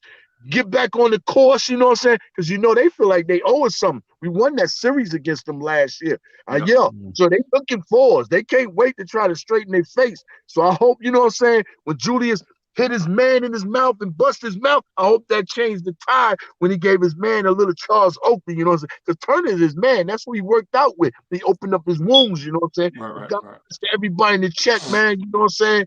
Everybody have an enjoyable Friday. Get paid. Do what you're supposed to do with your money. Handle your responsibilities. Take your family out this weekend. Enjoy life, man. You deserve everything. And you know, you're the only roadblock to your own success. God bless you all, man. And y'all have a great Friday. Let's get a W and have a marvelous weekend, man. Blessings. Yeah, and just I just want to say, I said I'm tired, but I ain't going nowhere, man. I'm here. I'm doing. I'm gonna be doing it. I'm talking about being tired, and next week I'm doing even more. So I ain't going nowhere. I'm Yeah. just letting it be known that I appreciate you, Freezy. I see what you go through, and you do even more than what I'm working on. So yeah, I appreciate you. Bro, we grinding, bro. We grinding, man. As a matter of fact. Oh, hey, Beans, what's good? Shout out Uncle Freezy. What's going on with you? Shout out to the chat, the panel. Get That's them my lights up. man. We in the Blessings, building. blessings. You know Yeah, what I mean? Big I'm up, ready. Peace, that's my family. man right Peace, there. peace, peace. Friday big up night. to Riley. Big up to Riley 21 just becoming a member. My bad, Beans. Nah, go What's ahead, good, bro. You Beans? got. What's good? I can't call Uncle Freezy. Let's talk about it. Let's talk about it. Let's go. Bro, I'm gonna tell you this, man, and y'all gonna laugh, bro. But I promise you, if we beat the Bucks tonight in Milwaukee on a prime night, in a nationally televised game, It's gonna be lit. We up. the bandwagon is full again. That's You a know fact. that. You know that. This Bro. gonna be. I'm telling you what they calling it now. This is the Bobby Porter revenge game. That's what they calling it, right? Yeah, that's what they Hey, calling it. Hey, Yo. Freezy, big up to Riley 21. He just became a member. Yeah, I see that, man. Shout out to Raleigh 21. What's good? Appreciate you. And we got some stuff coming too. You know what I'm saying? We definitely got some more stuff coming. Hey, Freezy, one more thing. I gotta go. Did you get that video I sent you? I did get the video that you sent. You didn't give me your critique, man. Was it? You know what? Don't even say it. Just tell me. Nah, we good. I'm using it for something. Oh, okay. Bro, like All I right, said, fellas. like I tell y'all, man. Listen, man. Like I'm telling you, man. Y'all need to stop questioning yourselves when it comes to the craft, right? If you have questions about the craft, y'all question like when you do stuff, bro. Y'all questions should be more technical questions, bro. In terms of the talent, man, y'all don't second guess yourself, bro. Bro, listen, man, y'all bugging, bro. Y'all bugging. Y'all are Freezy, like listen, y'all. Freezy, listen. I don't want to be perfect, but I want it to be good. So when I ask you these things, bro, it's not like I'm doubting myself, bro. Stop, bro. You understand what I'm saying? You good. All right. You're good like some curry chicken and roti. All right. Yeah, man. We good, bro. We good. Man, Beans was asking me the same. I was just talking to Beans about the same thing. Word. Yo, you know, I just need some time to put some production touches on it. You know what I'm saying? And that's about it. All right. So, y'all fellas stay up. I'm here at the job as usual. Yeah, boys, be good. We're gonna get this W tonight. We gotta hold down Tenasis tonight. I think Drew Holiday might be playing. And let's just play good defense and come out with this W, man. Because we don't want to have Cleveland coming, which is a hot team, and trying to take our thunder. And we don't want to go down 5-4. So let's get this win tonight. Okay. Salute Hardwell, salute Ron, salute Beans. Freezy, you already know. Hit me up. Blessings to the chat. For sure. Peace, that. Yo, Freeze, you know what's crazy about this? We was a lot of people was thinking we could pull an 8-2. Then it went to 7-3. Now we at where we at. You know what I'm saying? What if we walk out this thing 5-5? How you feeling, man? I'm feeling like it's early, bro. It's Beans. It's like when you bring your baby home from the hospital, bro. Mm-hmm. You don't expect your baby to be able to drive themselves home. You know what I'm saying? The baby, the first time you see the baby can't do nothing on their own. They basically, you know what I'm saying? It's they so young. This season is just like that. We got all these pieces, bro. We got all these pieces, man. We just need to take it one step at a time. The thing that Knicks fans do that kind of ruin the experience for us sometimes is we rush the process. We skip ahead. Like we 5-3 right now, and people want us to start trading pieces away to get the missing piece. Well, how do you know what the missing piece is? And we only played 8 games. You know, I ain't go front. I go through the eye test, man. What I see with my own eyes, like I feel like I could. I ain't gonna say I'm the best GM, but I feel like I know what's missing, and our perimeter defense is just not there. But Beans, who else's eyes are you gonna see it through? You right. You right. You know what From I'm saying? looking last year from where we was at to now, it's like day and night. Right. Last year, this time, we was on a magic carpet ride, right? Last season, before I finished that point, I got my man just showed up in the joint, man. Let me do his thing, man, so he could.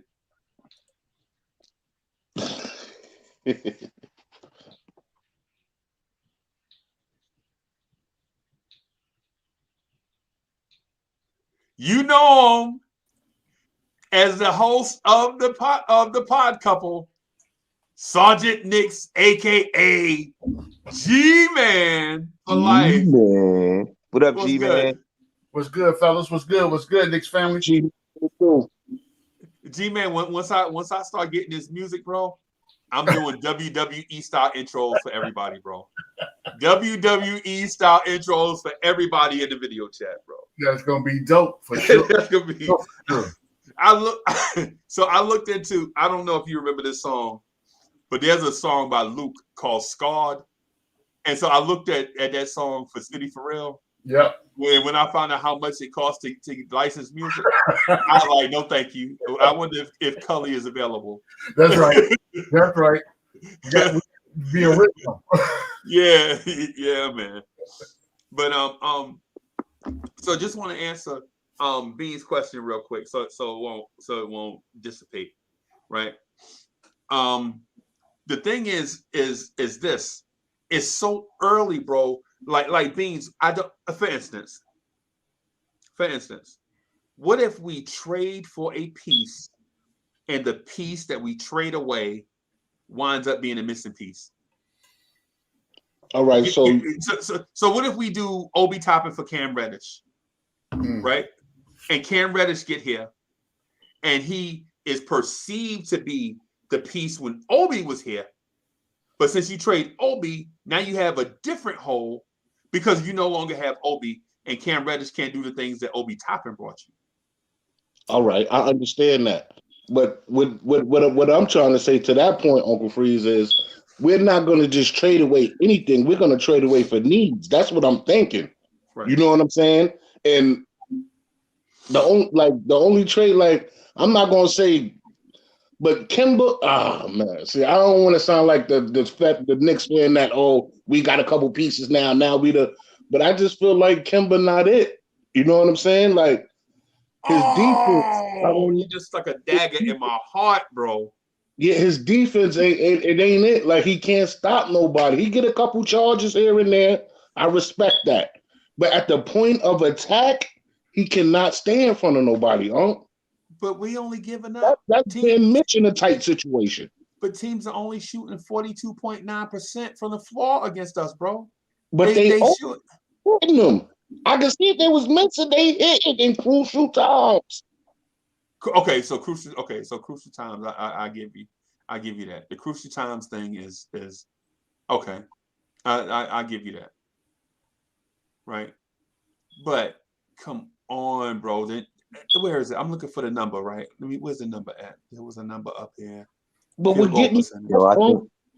My bad, Hallway. Let me just get this one part out real quick. No, that's all good, bro. Part that's crazy about it is I feel like we got a point guard stopper right on the bench.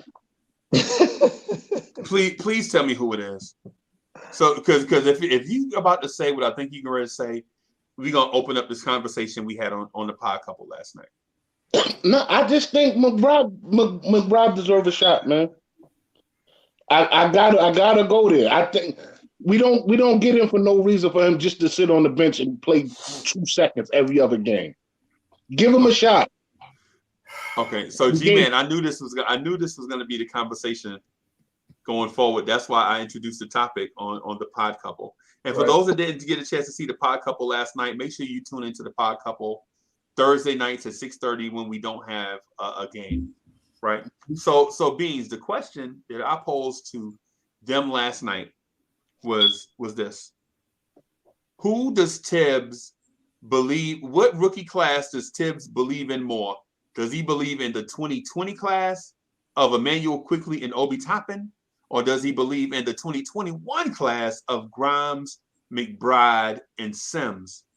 Now, with that said, the 2020 class got minutes straight out the gate. Out the gate, Quickly played 20 minutes a game. Obi played 10, 11 minutes a game, right? Out the gate. This season, McBride has played a total of 1 minute and 3 appearances. And 2 appearances, I'm sorry. 2 appearances, he plays a total of 1 minute. Have you seen Grimes this season? Nope. You've seen Sims, though. Jericho Sims. You saw him play the game that Taj got hurt. Right? All right. So on one hand, Tibbs played this group of rookies out the gate. Right? And on the other hand, this other group of rookies, they ain't doing nothing. Okay. Right? Okay. Now we can't say that Tibbs don't play rookies, right? Because last year he played 2 rookies a bunch of minutes, and this year he's got 3 rookies he ain't getting no minutes to. Is that an indictment on Tibbs, or is that an indictment on those rookies? All right, let me respond to that real quick. What I'm gonna say is last year's rookies, concerning Obi and Quickly, I feel like he was put in a position where he had to play them because no matter what, Obi was still the Leon's pick. You know what I'm saying? And Quickly was Worldwide West pick. So I feel like he was forced to play them. Now that we had a good season, I think these 3 rookies that we drafted right here was all Tibbs. You know what I'm saying? But he can't really give him the freedom that he had last year because now if he played him, what happens to Obi and what happens to Quickly, which is the office picks. You understand what I'm saying? No, I don't understand what you're saying. Can I answer? Yeah, man, come on, man. This your joint, man. Jump in here. Come on. I wanted to say in reference to what you're saying, Beans. I hear what you're saying, but right now he would have to be doing that in practice or killing Rose or Kimba in practice. And not only that, he's the third. He's behind those guys, or is he behind those guys? Because Quickly is getting the minutes. Now I do kind of see what you're saying because if you feel like he should get the minutes, they giving Quickly more of a chance just to get himself situated in the new things that they doing.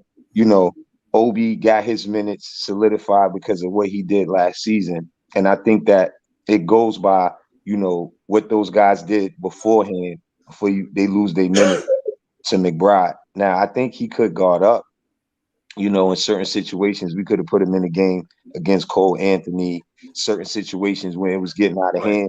You could have gave him some burn. Into the Chicago game, when he had Derrick Rose on the floor, he should have had Grimes out there. Grimes or McBride. Yes, he should have gave one of them. Yeah, either or. It still makes more sense. But to just, to put him in over those 2 guys, I think somebody will have to be hurt maybe or something, in reference to him getting in that way. Besides that, I mean, the team basically, has to grow. It's not enough time to really just, jump ship or say make a major change.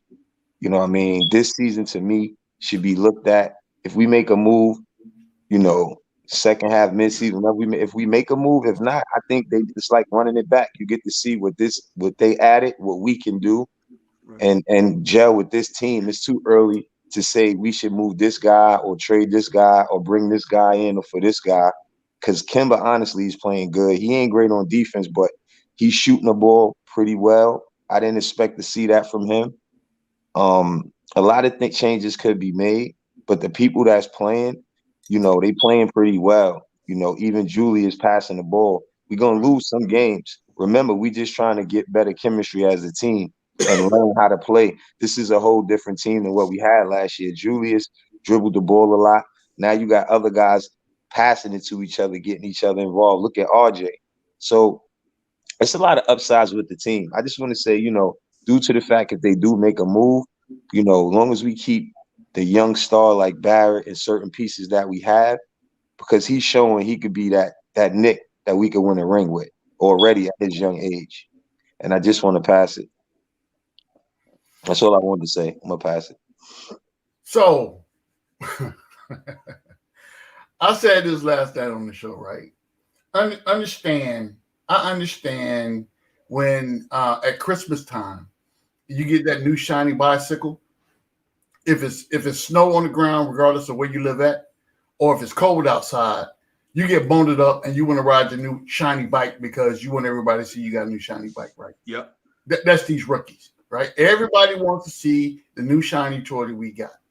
But I want everybody to remember this, right? Tibbs is on record in a press conference saying, in order for people to get burned on the court during game time, you have to be exceptional in practice. Right. Yeah. Right? So the fact that you have not seen these rookies means what? They have not been exceptional in practice. Exactly. So, listen. I respond to that. Yeah, man, come on. No, but did I say that though? Did I say they got to be killing in practice? That's a fact. Exceptional in practice. How we know they're not exceptional in practice?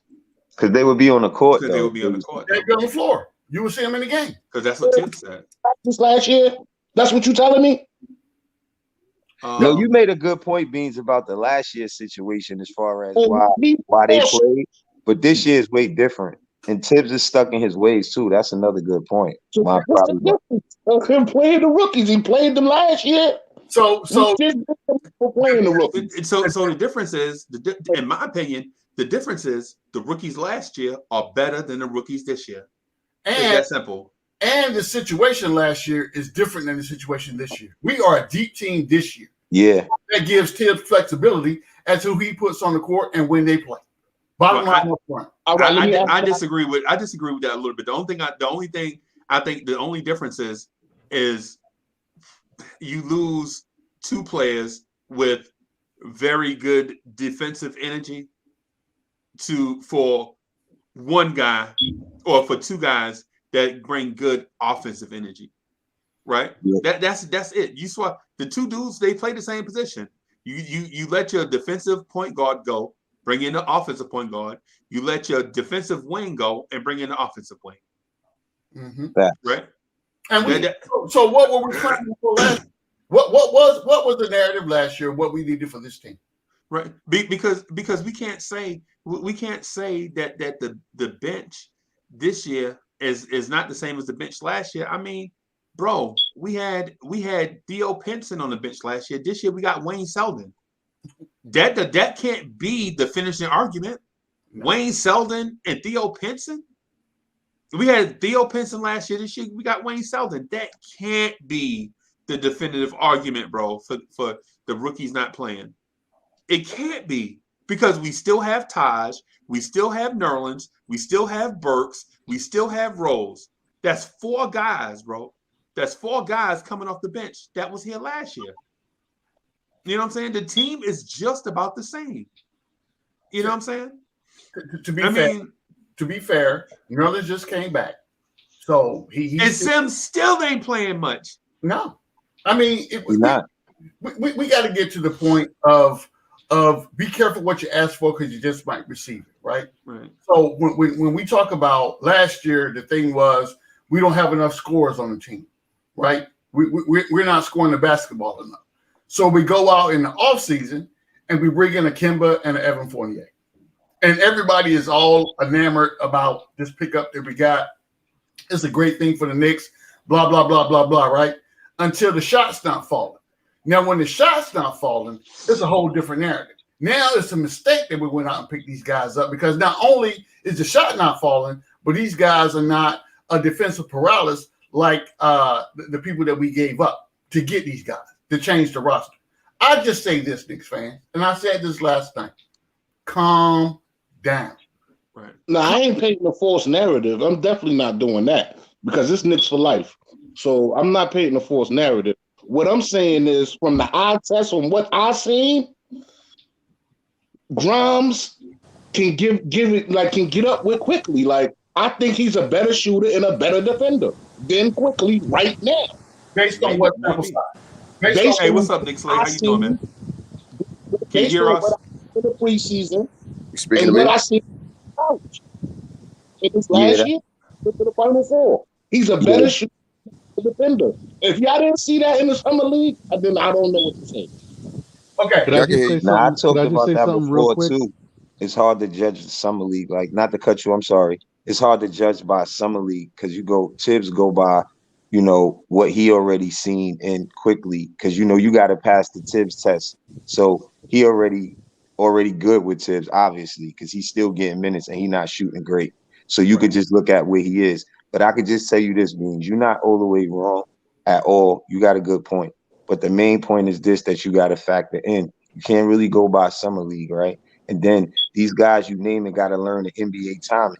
Now the sad part is they not getting the minutes to learn it fast enough. But what the guys just mentioned is this team is too stacked for them to have that great opportunity that we gave Kevin Knox. We're not giving those type of opportunities anymore because we don't have that room or that luxury. You could call that a luxury to let young guys play like that. And right now, he has to really destroy those guys, which is going to really be hard because Tibbs is a rules guy, and he's going to like Kemba because Kemba ain't playing that bad. People like it when he shoot good. When we lose or he don't guard somebody up, then we don't like it. I'm not saying you, Beans. I'm just giving Nick fandom. In general, so, yeah, in general. So that's just my take on it in reference to the playing, because I talked about this on our show in reference to why he isn't getting a chance at least. And you got to look at who we put in and Quickly still getting minutes. And I'm gonna pass it. Right. Hey, Ron, let me say something real quick. Go ahead. Hey, Nick Slade, can you hear us? Can't hear you, bro. I hear you scream my name. Say that again, boss. Can you hear me? Somewhat. Go ahead, talk. No, hey, what's good, man? How you doing? I'm good. And yourself? Good. I just wanted to holler at you, man, because I don't remember seeing you on the joint before, man. And I just wanted to say what's up, man, and appreciate you jumping on with us. Likewise. I'm, a friend of mine, he sent me the link, and he, at least listen in or whatever the case may be. But I wanted to say a quick thing about the Quickly situation. For one, most people don't realize like what he's doing is, if you watch him play with the Wildcats, he's similar to like how Lou Williams play. He's not a point guard. They have him kind of switching his role. The Grimes thing, I said in another podcast, more or less, Grimes need to get those minutes. He's a bona fide 2. And he got good size. He's a good defender, and he shoots the ball well. That time, Quickly, put it like this. When you get a scout report on somebody and you're not able to slow him down, that's when you're doing something. This is kind of hit a wall. And they added more to his plate by him more or less setting the offense and things like that. He's second-guessing himself right now as a player because they got him with this role now being more of a facilitator. Right. Grimes going to have to get some of those minutes. Better matchup. Can't play both the small guards back there.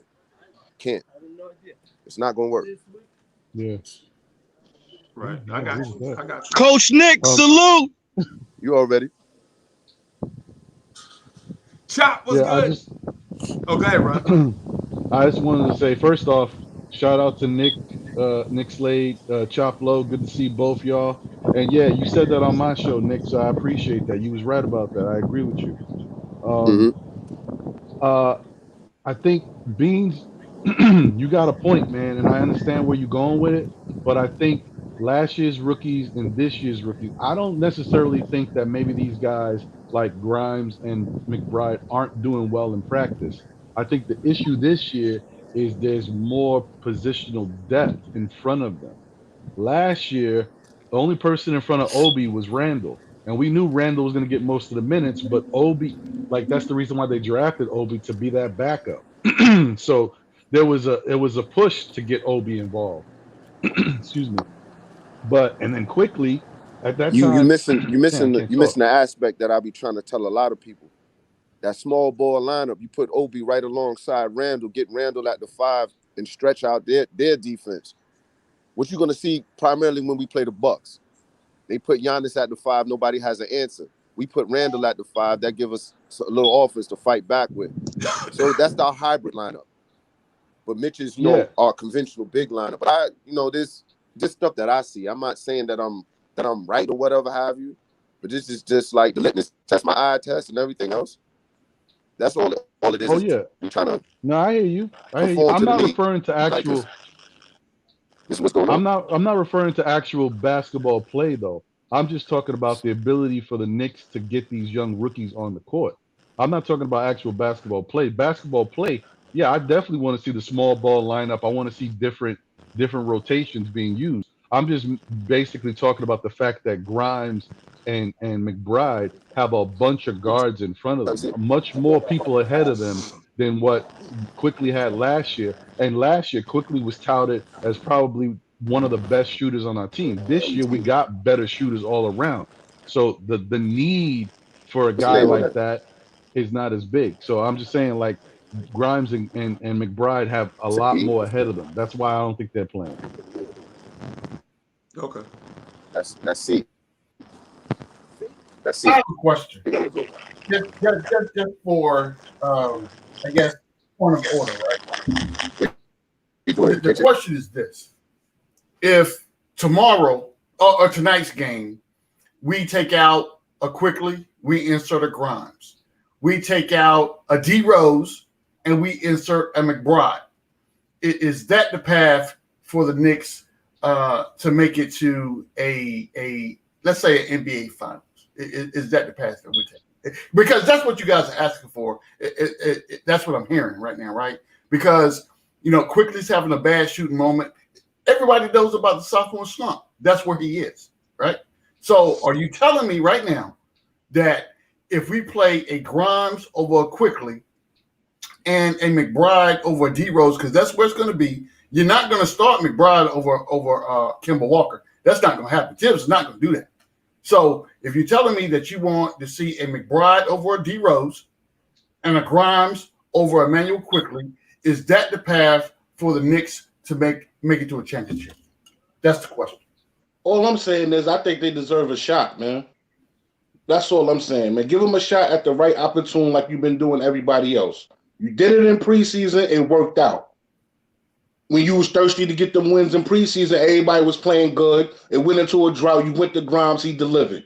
Why give him the same shot now? That's all I'm saying. I'm not saying bench D Rose, bench nobody. We know what D Rose means to us off the bench. Mm-hmm. Ahead of that. Like that's, you know what I'm saying? He initiates all that. But I feel if you put him next to Grimes, it would be better for the team. Right now, at this second, as Quickly as going through his wall. That's all I'm saying. I guess the question is, how does Quickly work through his shot selection or being able to make shots sitting on the bench? His shot selection, that's on him. That's him taking the bad shots. That ain't got nothing to do with the team. Right, but how can he fix that sitting on the bench is my question. You know where you fix that at? That's why we got a G League. That's why we got.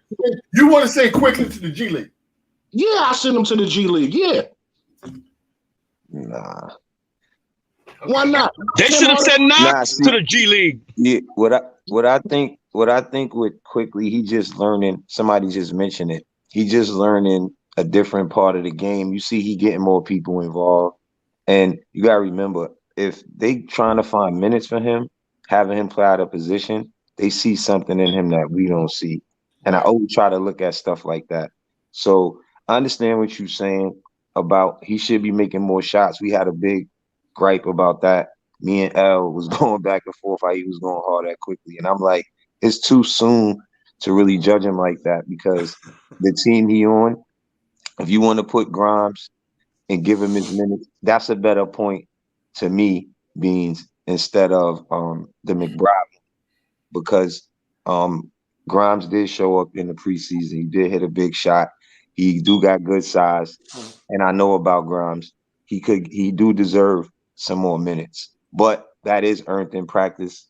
Like we said, for whatever reason, they keep giving Quickly that shot because he's doing something that we don't really see. But, he did more than what we give him credit for. Obviously, a lot of people just, quick to, turn on a player.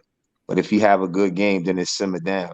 I'm not not turning on. you, no Beans. And I'm not saying you, bro, because I'm just listening to what you say, and I'm not going to sit here and say you. That's not fair. I'm just saying in general, people basically turn on Quickly because he haven't produced the way they're used to him producing.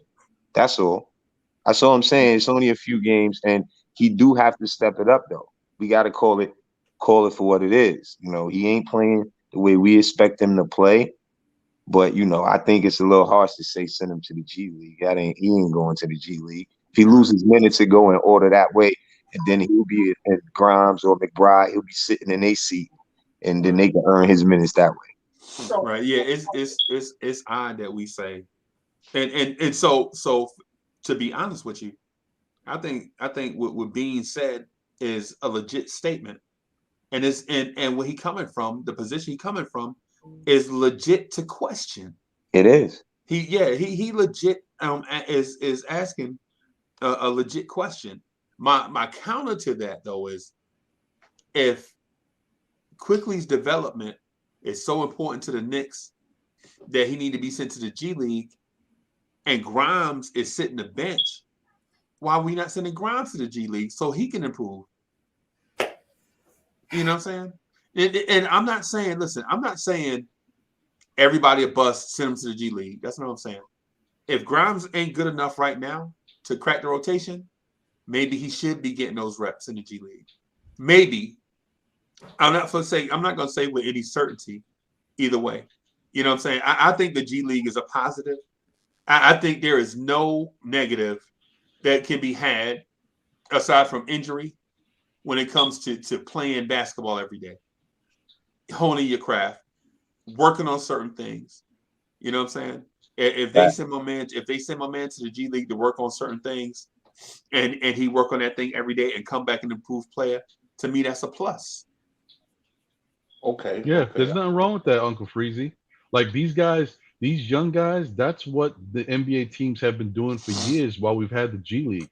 You get your young guys, you send them down. Now the problem is with this whole protocol stuff, we're not able to get guys back and forth as quickly as we'd like. But that's what they were doing. They would send you. We saw with the Knicks even. Like we saw that they now would they send playing guys. in Connecticut this year, bro. Oh, so that's even better. Yeah. Yeah, So they you playing send in them to the Connecticut. G League, let them play a couple games. Maybe we need them next week. They could come right back up. Like you got for flexibility. So that I would definitely send Grimes, Deuce, and Sims. Sims. Well, they got to send Sims. They got to send Sims because he's on that two-way contract. Yeah. So what you say to that, Beans? Well, what I'm saying is, I'm gonna keep it real. Like, I think Quickly is just one of Tibbs' guys, so he's gonna give Quickly more rope than he would anybody else in that situation, because he really likes Quickly a lot. He So raves is about it. is it politics, favoritism, or did Quickly earn it? I can't even sit here and cap. He earned it last year. Okay. Facts. He earned it last year. Okay.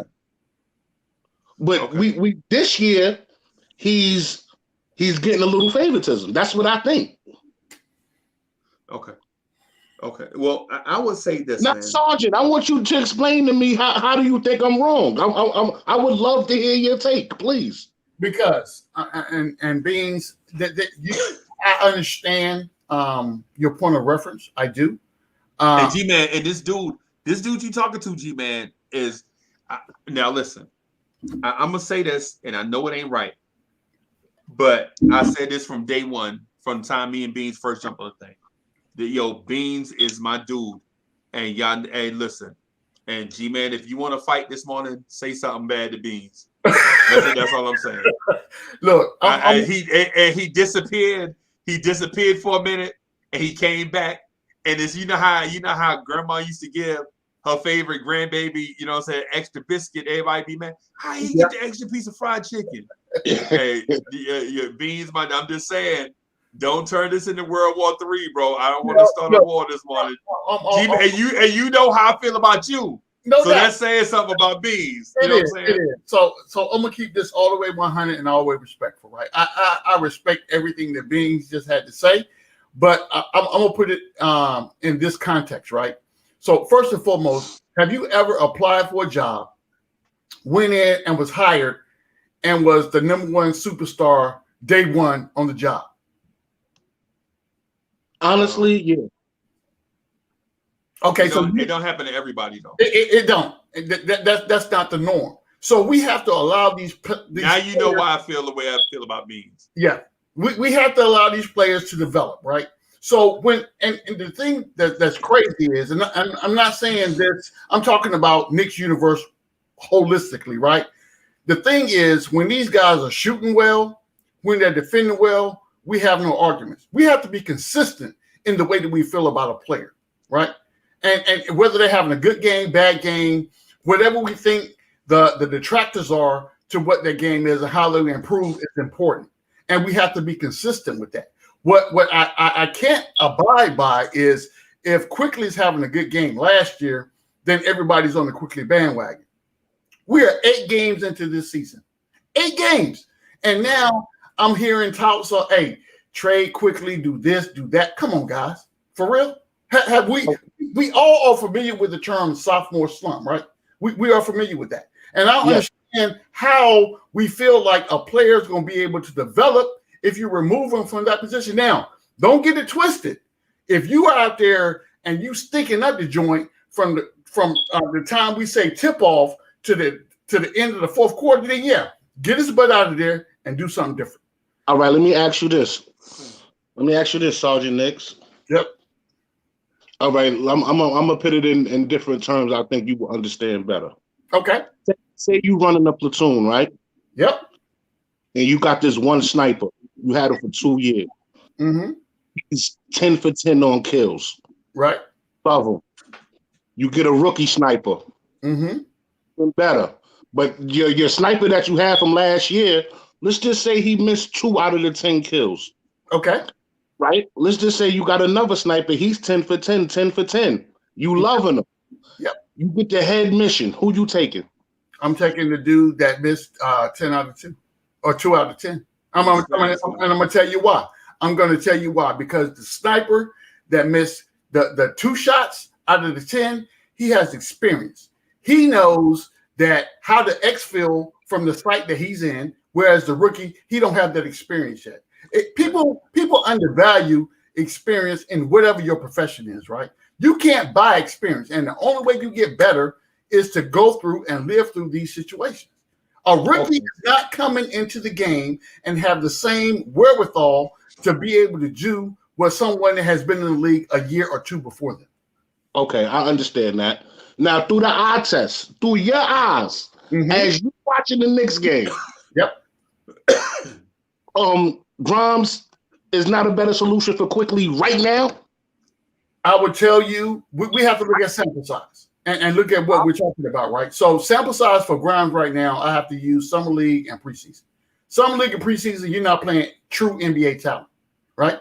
So, and again, we're thinking about the people that got to see Quickly last year. They have a chance to game plan for him right now, right? They don't game plan for Grimes because Grimes is not important to them at this point because they feel like Tibbs is not going to play him. But when you put a legit game plan for a player coming off the bench, that means something to me. See, and I think that's culture too. That's even better because now if you ain't got a game plan for Grimes and we bring him in, we do this thing, it's going to like a sneak attack. Yeah, just because it's the same thing with Quickly last year. To Bean's point. Yeah. To Bean's point, they don't have no film. Last year they didn't have no film on Quickly, so Quickly could do a lot of stuff. Yeah. And this year you don't have no film on Grimes, so Grimes could potentially do a lot of stuff. Agreed. And so I'm split. I'm split with y'all. The first 4 games, I was like, heck no, let Quickly learn. The last 3 games, I'm like, no, I need to see Grimes. Because it's hard to watch.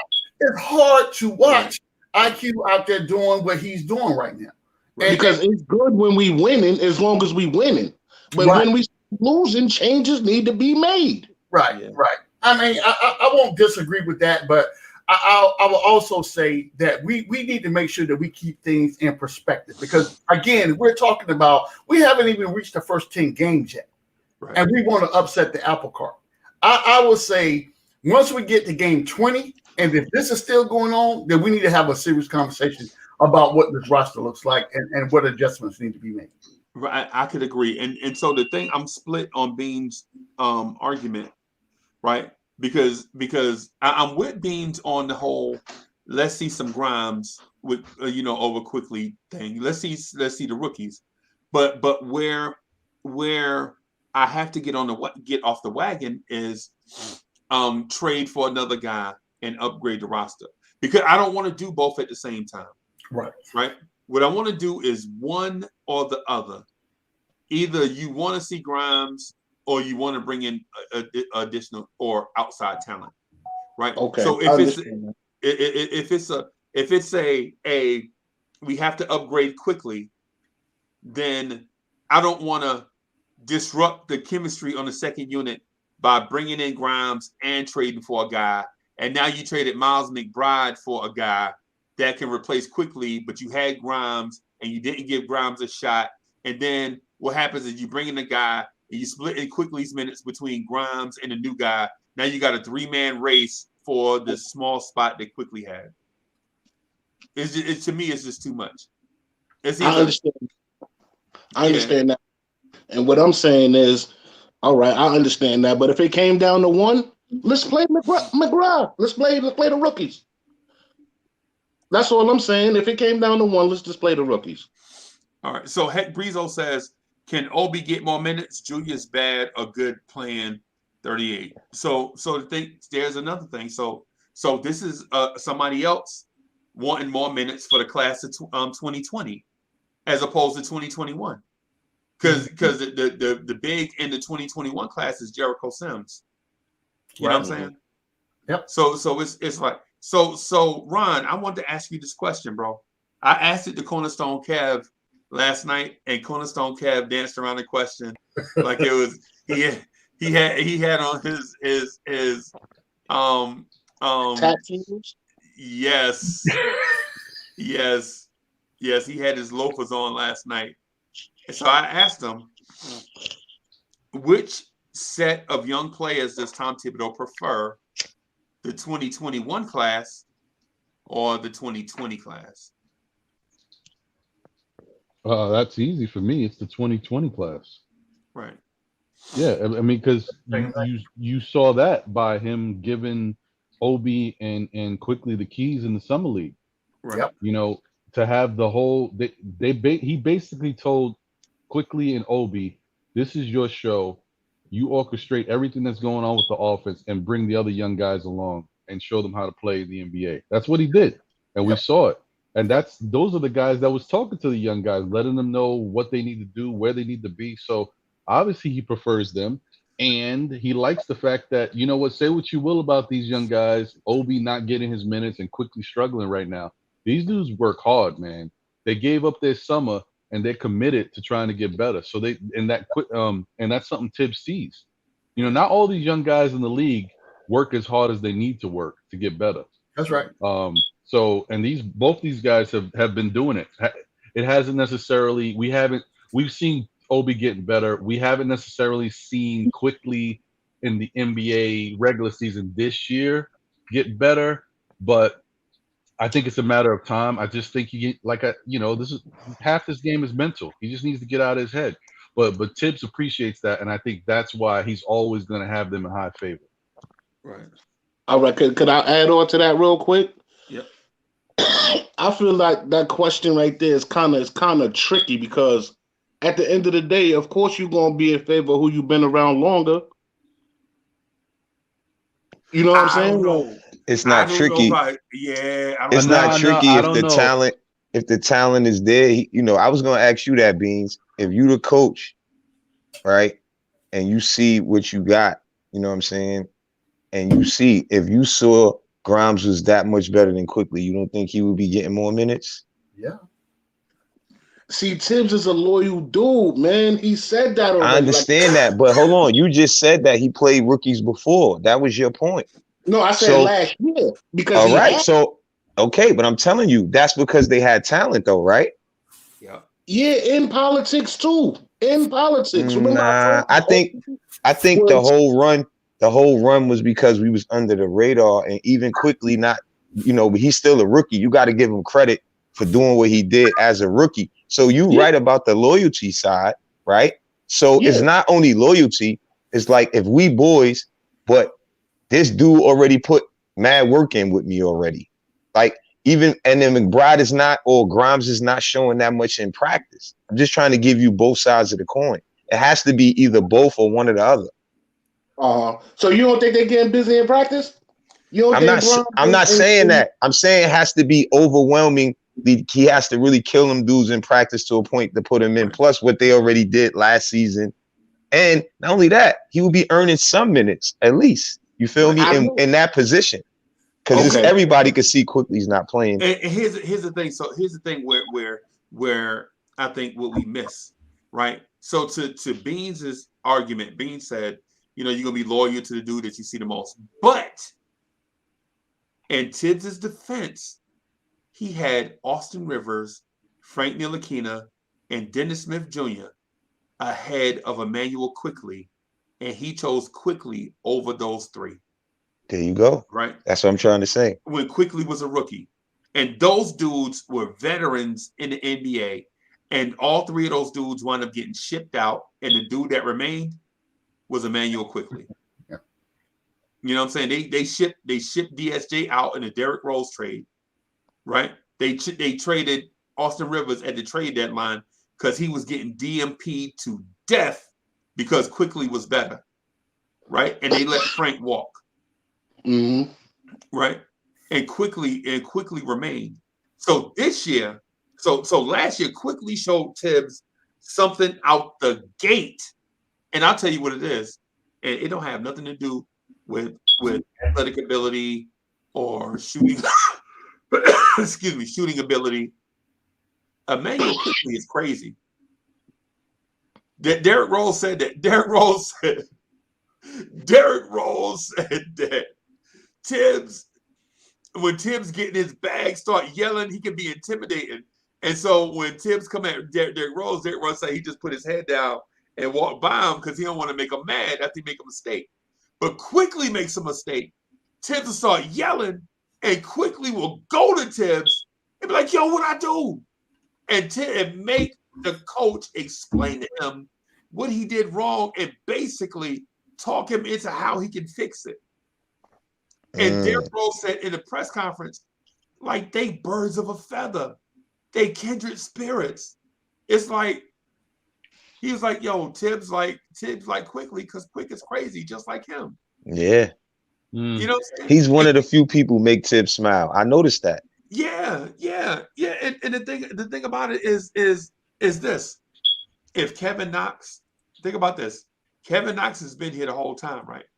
Mm-hmm. And we don't talk about Kevin Knox getting minutes as much as we should, but you notice that Quickly is giving carte blanche with Tibbs to play through mistakes, but Kevin Knox has not been given carte blanche to play through mistakes, right?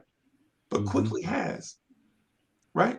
And so it's this thing that Quickly has a connection with the coach. Quickly is an extension of the coach now, right? And so this might sound like a whole bunch of hyperbole from me to cat for Quickly, but with me, I want the best player to be on the court, right? But certain things are certain things. Derrick Rose was like, yeah, he said it in jest. He was like, yeah, Tibbs loves Quickly because Quickly is crazy just like him.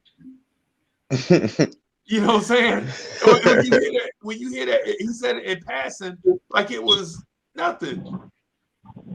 AD, what's good? Oh, hey, wait. Can you come here? Wait, AD, let me. I got a feeling AD gonna come in here with some stuff. So I got to make sure I find this thing. AD, just wait right there, AD. I got an AD thing. What happened to it? And let me tell you, I think that we already know the issues we got on defense with our guards. Don't think that in practice, Quickly's not giving Kimba the business. I'm sure Quickly's doing his thing in practice, man. Just when lights, camera, action hit, there's something going on with him right now. He just got to work it out. But I think Quickly's out there still balling. It's not just favoritism. I think he's still playing well. Right. But your Beans, that's cool. I just want to tell you, Beans, they got Kentucky coaches over there too, Beans. So you're right about the politics. I ain't no politics. Nah, it ain't no politics. Nah. No, I said you right about that part when you said that because he got coaches from Kentucky on the bench. You got to take that in. Kenny Payne and Quickly came together. Exactly. So let me just do this real quick. Hey, ladies and gentlemen, introducing the star of Old School Knicks Sunday mornings at 11 a.m. It's Anthony D. Anthony D. Shout out Anthony D. What's good, What's going on, fellas? What's going on, fellas? How y'all doing today? What's good, bro? Why do y'all let Freezy get into his bag about favoritism and how come Quickly can get this and Knox can't get this because Knox is a bum? Okay? If you're gonna start the nonsense, I'm gonna go over the top because he's a bum. No, I want to. Okay? So what generation Knicks fan are you? What generation? I'm Generation X. I'm 80s, 90s, and beyond. Golden era. So you the spoiled generation of Knicks fan.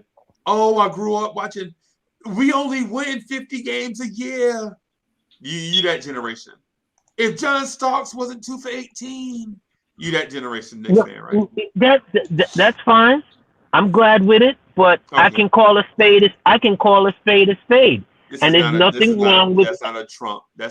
And then exactly. And there's nothing wrong with being objective. And there's nothing wrong with putting some fire under the people that you still love. We still got love for players, but if you're playing like you know what, then what? Are we supposed to just coddle? Are we supposed to just sit here and coddle and hope these blemishes go away? Oh yeah, Knox is gonna. For Kenny Walker? Oh, I never did it with Kenny Walker. I called him a bum. What you think about Quickly, AD? What you think about Quickly, bro? I think Quickly's just struggling right now. But he got enough credit with the coach from last year and what he's doing with his work habits for the coach to be like, all right, I can work through it. My problem with the coach is this. His in-game adjustments are horrible. You can't watch Kemba getting cooked. You can't watch Rose getting cooked. And you got two defensive young guys on your bench sitting there, and you're like, I don't know what to do. Because you have to have a balance, bro. With AD, what you saying? You using the old man argument, bro. Come on. I'm old. It's 2021, bro. I'm old. You can't. I don't wear skinny jeans and my pants sagging. I'm old. I'm appropriate. Bro, I have knowledge. Let me teach the youth the way it's supposed to be done correctly, right? Absolutely. And I'm Anthony D. 11 a.m. on Sundays. Stop playing. Who minutes would you give those guys? It's not that I wouldn't just rip away the minutes. What I'm talking about is if you're watching the game simply in certain areas and you're like, you know what, I can stem the tide right here. Stem the tide. That's all I'm saying. I agree with that. That makes sense. Tide. I'm not telling the coach, yo, give Grimes 35 minutes. No, I'm like, there's a run. Look at how the Raptors played us the other night. That's a good answer. If the Raptors played like that against everybody every night, the East would be in trouble. Because they played their young guys and all that. He right. But okay. What Anthony D is saying, and he's right. Cause I'm with you on this. As long as you explain yourself in a smart way, like with Anthony D is saying, Tibbs said these cats is situational. The situation called for it. Why didn't you play him? Why didn't you play him? I said they should have played him against Cole Anthony. It's a few games they could have played some of them. If you say they situational, situational, and you don't play them, you look like a liar. Favoritism. The Orlando game in the Garden, the Raptors game in the Garden, and the other night. Those 3 games were begging for an adjustment. They were begging for throw a change in here. Right. You see what I'm saying? Not only that, the Chicago game. The Chicago game when RJ was on DeRozan, Levine went off. When RJ was on Levine, DeRozan went off. Why didn't we could have played RJ and Grimes together? Yes. Mm-hmm. And that Toronto one is a good example too, because they played their young players there. I think if we make adjustments like that, when they play a younger player, we should throw one of our young players out there. That's different. That's better to me. Give him a shot at least, but they can't really say he's gonna play this amount of minutes. I agree. Right. And can I just say? Oh, I'm sorry, Anthony. Hold on. No, hold on a second, fam. I'm gonna run off right now, but I just wanted to jump on with y'all guys real quick. Y'all have a blessed and safe Friday and weekend. I'm still listening, but I gotta run. All right, family. Knicks family for life. You better run. Hi, Anthony G. I was just gonna say real quick, and this is sometimes this is why I love these type of podcasts and shows, man, because the conversation back and forth just allows you to keep thinking. Allows you to get better perspectives about your team and the players. And right now, I just realized something that seems so obvious to me, and I don't know why I didn't say it or think about it before. Quickly's dealing with 2 things right now, and they're both very obvious. One, even though he's still young and can adjust, but he's dealing with the new NBA calls. Right. Not getting those fouls that he's used to getting, that he got last year, that he was developing and working on. He patterned his whole game behind Lou Will and Rayford, Trey Young. Right. So like that's affecting his game and some of his go-to stuff that he has to change. And here's the even bigger one. Last year watching Quickly, I used to say this all the time, talking to my friends about his game. Quickly is a rhythm shooter. If you notice, he wasn't really a catch and shoot type of guy. And when he did catch and shoot, he wasn't as effective as when he put the ball between his legs and did his little dribble move. He always had this little dribble move that he did before he took a shot. It's like it's his rhythm mechanism. And when he did that, he got to that spot, he was able to get going. The league is not stupid. They're going to give you 1 year to do your thing, young blood, as Soulfinger would say. But after seeing him and seeing what he likes to do and seeing that he's a rhythm player, now they're going to try to stop you from getting them dribbles off and getting your rhythm going before you take your shot. And when you take it, it's contested. So Quickly's dealing with the league adjustment and with the rule adjustment. Right. And I think this Grimes is on his back.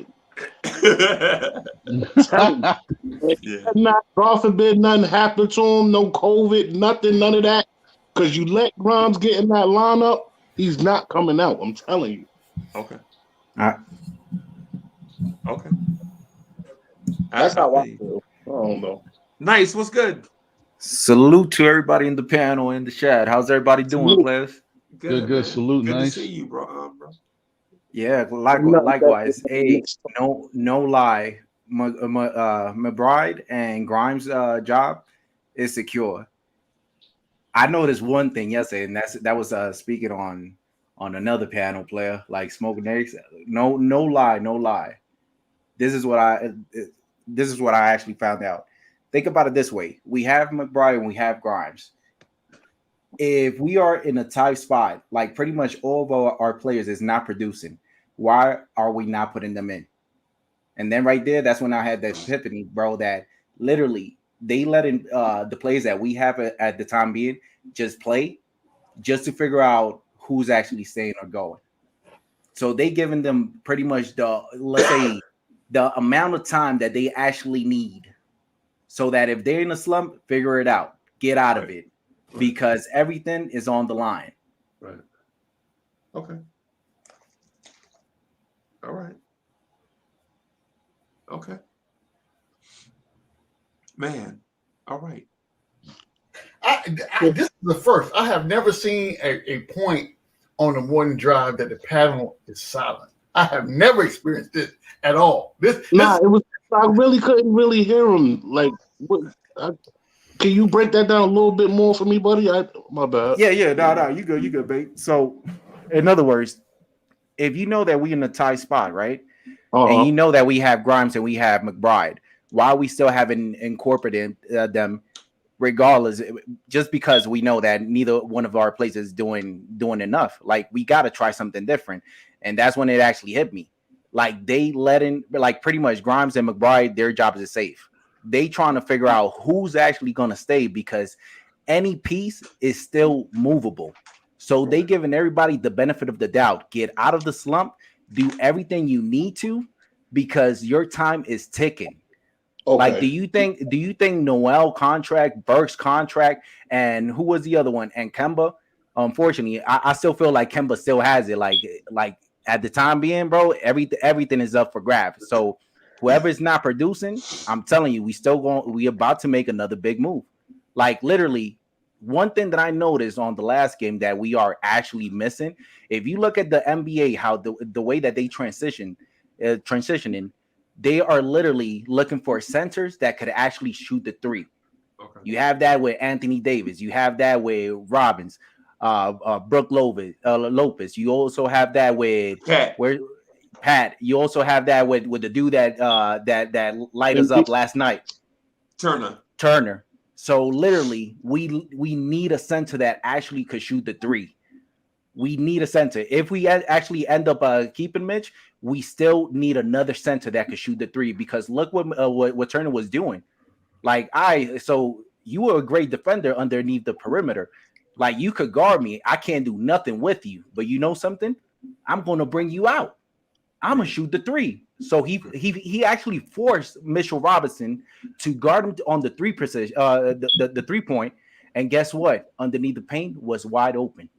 Right. So I have a question. I have a question real quick. I'm sorry, Hardwood. I have a question. So good. Kill it. So somebody please tell me who was the 5 that shot threes on a high clip to win the NBA championship last year? Please Nobody. Please let me know who that is. Nobody. Okay. I can tell you. Who was it? Portis. Bobby Portis hit good threes in the playoffs. Yeah. And he won the chip. And Lopez. Yeah. I can tell you. They did. And they did. Joker. You can't forget about the Joker, man. But the thing about Portis and Lopez though is that they have a player that you can't. Giannis Antetokounmpo is once in a lifetime, bro. 6'11", 242, and he hit blazing fast, super athletic. At your power forward, 6'11". First of all, how often do you see 6'11" power forwards? And then he might be the freakiest athlete you ever seen for a dude 6'11". Mm-hmm. Bringing the ball up. Yes. Mm-hmm. All these different things. Yeah, man. Yeah. I don't want to compare us to them. Oh man! I would say if we win a championship, we'll win a championship differently. If we win a championship, the two things got to click. We got to be 3-and-D at 4 different positions. Mm-hmm. Right? Because we got to go back to Thibodeau's means of smothering defense, along with the 3-pointer that we shoot so well, bro. Listen, people are gonna say percentages, but I've seen the Knicks at the point where they can blow a team out of the building with the 3-pointer if you don't guard it. Mm-hmm. And teams know that. So they come in, they be like, paint me damned. Y'all dunk all night, but we not giving up the 3. And that is the adjustment that NBA teams have made. If teams didn't make that adjustment by covering the 3, bro, listen, that Boston game, we should not have won. But the 3-pointer kept us in it, right? Mm-hmm. Because Boston has 2 dudes that are top 20 NBA players, in my opinion. Top 20, top 25, right? And we're about to play a team tonight with 2 dudes, maybe one play, maybe one don't. but two dudes that are top 25 NBA players, right? And the equalizer, because we'll never get a Giannis, bro. We're not getting a Giannis. We're not getting a Giannis. But we have an equalizer. It's called a three-point shot. It's the reason why the University of North Carolina, Duke University, and all these teams don't win the championship in the NCAA no more. Because teams know they're not going to get Grant Hills. Teams know they're not going to get Jason Tatums. But what they can do is get a kid that can shoot and shoot that three. Right? And shoot that three. That's the equalizer. The three-point shot is. We don't need Anthony Davis at center. Nah. Because we have Kemba, Evan, RJ, Julius, all that have the potential to shoot 40% from three. Right? RJ right now is shooting, well, he was at one point, was shooting 50% from the floor. He had a bad night the other night, so I'm sure it's under 50. But your wing, man, think about this, your wing is shooting over 50% and over 40% from three, and he 3-and-D. What? Think about all the 3-and-D dudes you know. They are not as good as RJ Barrett, bro. Right? Either they 3-and-D and they 2-pointers is trash. They can't create their own shot, or they 3-and-D heavy and can hit some threes, or they dead-eye 3-point shooters and they play pretty good defense, but they not the complete package like RJ Barrett. A defender, a dude shooting 50% from the floor, a dude that can create shots for others, and a dude that can shoot the three. Mm-hmm. Bro, that's a three-way player. That's a three-way player. And then you gotta remember too, Freeze, Fournier ain't doing that bad neither. He just getting on the team. He gotta learn, get a little more chemistry going, but he playing pretty decent. And that's another reason why it's harder for them dudes to crack the lineup with them two guys there. And we didn't even mention that part because Fournier got paid the bag and he gonna be at the two. You know what I mean? So and Fournier young, bro. Fournier ain't 33. Fournier, what, 29? 29, yep. Yeah.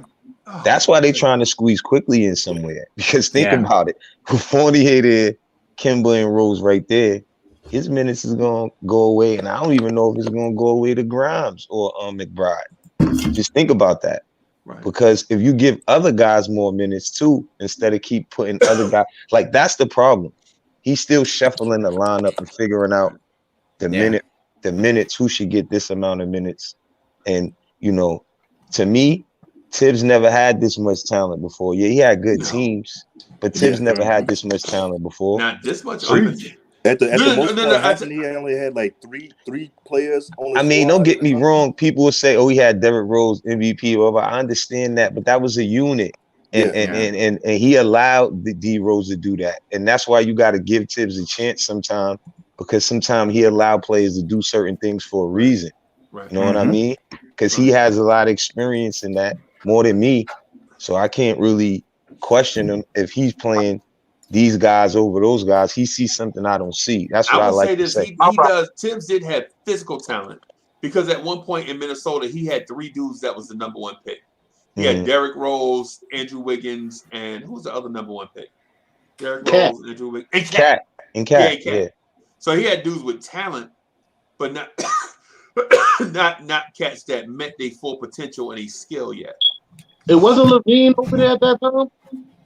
He got traded. He wanted to. But remember, when you look at those players, even if you name Jimmy Butler, he wasn't even Jimmy. He was still he like, I'll compare him to RJ. He wasn't scoring at a high clip as young as Barrett is at his age. You know what I mean? It took him time to grow, but people 25. Don't remember that. People don't remember that. Yeah. Jimmy people Butler just go by what you done for me lately type. You know what I mean? But the Arrett is doing it at an early, and I say this on this show, other shows, our show. He's doing it at an early clip. So you can't trade him, because he could be the person that could get us to the chip and win it with us. Yeah, man. For sure. Somebody said with Greek Freak bringing up the ball, I had a flashback of Randall bringing up the ball. I said, "Oh my God, we don't want that. We don't want that." Right. Nah, we don't want that. But that's just the advantage, like Freezy said, that Milwaukee has. And I wanted to say when he said that you got to give Milwaukee credit for that, because they brought him in, they stuck with him, and how they won a chip. It was because injury, whatever you want to call it, but they still won a chip. It means that they really deserved it. You know what I'm saying? For real. Basketball guards, everything. They had a say in it. People that thought expected to win didn't win. Injuries, all of that. You have to give credit when credit is due. Milwaukee stuck by Giannis. Look what they had. They won a ring. Even if they don't win another one, he'll probably never leave. I don't know. But give them credit for that. And that's what we need to learn from stuff like that. Sticking with our players. Be patient. Believing in what we draft. We haven't done that in a while. So Hey, y'all. So I'm gonna wrap up. I gotta get out of here, man. Man, we've been rocking for like 4 hours, G man. Woo! I've been here for a couple, Freezy. Dope show. Yeah, man. Yeah, but the time flies, man. The time flies when we be rocking, bro. The time flies. So, G man, as the backbone of the channel, I'm asking you to make a command decision. Should we do a watch along tonight, the Bucks game? What time did the game come on? First 7:30. 7. I would say yes. I would say yes, and this is why I say yes, because I believe that we bring a unique perspective. I'll be here. I'll come, Freezy. Word. How the game is going on, and the fans want to see that. You know what I'm saying? Because we on after the game, so I'll come watch it. I'll come through. Okay. And I'll bring the crowd for the love of the game after. That's all. I'll definitely come. For sure. That'll be dope. That'll be cool. That'll be dope. So I'll be there for sure. Okay. All right. I'm there. So we gonna have to get Cornerstone Cab also.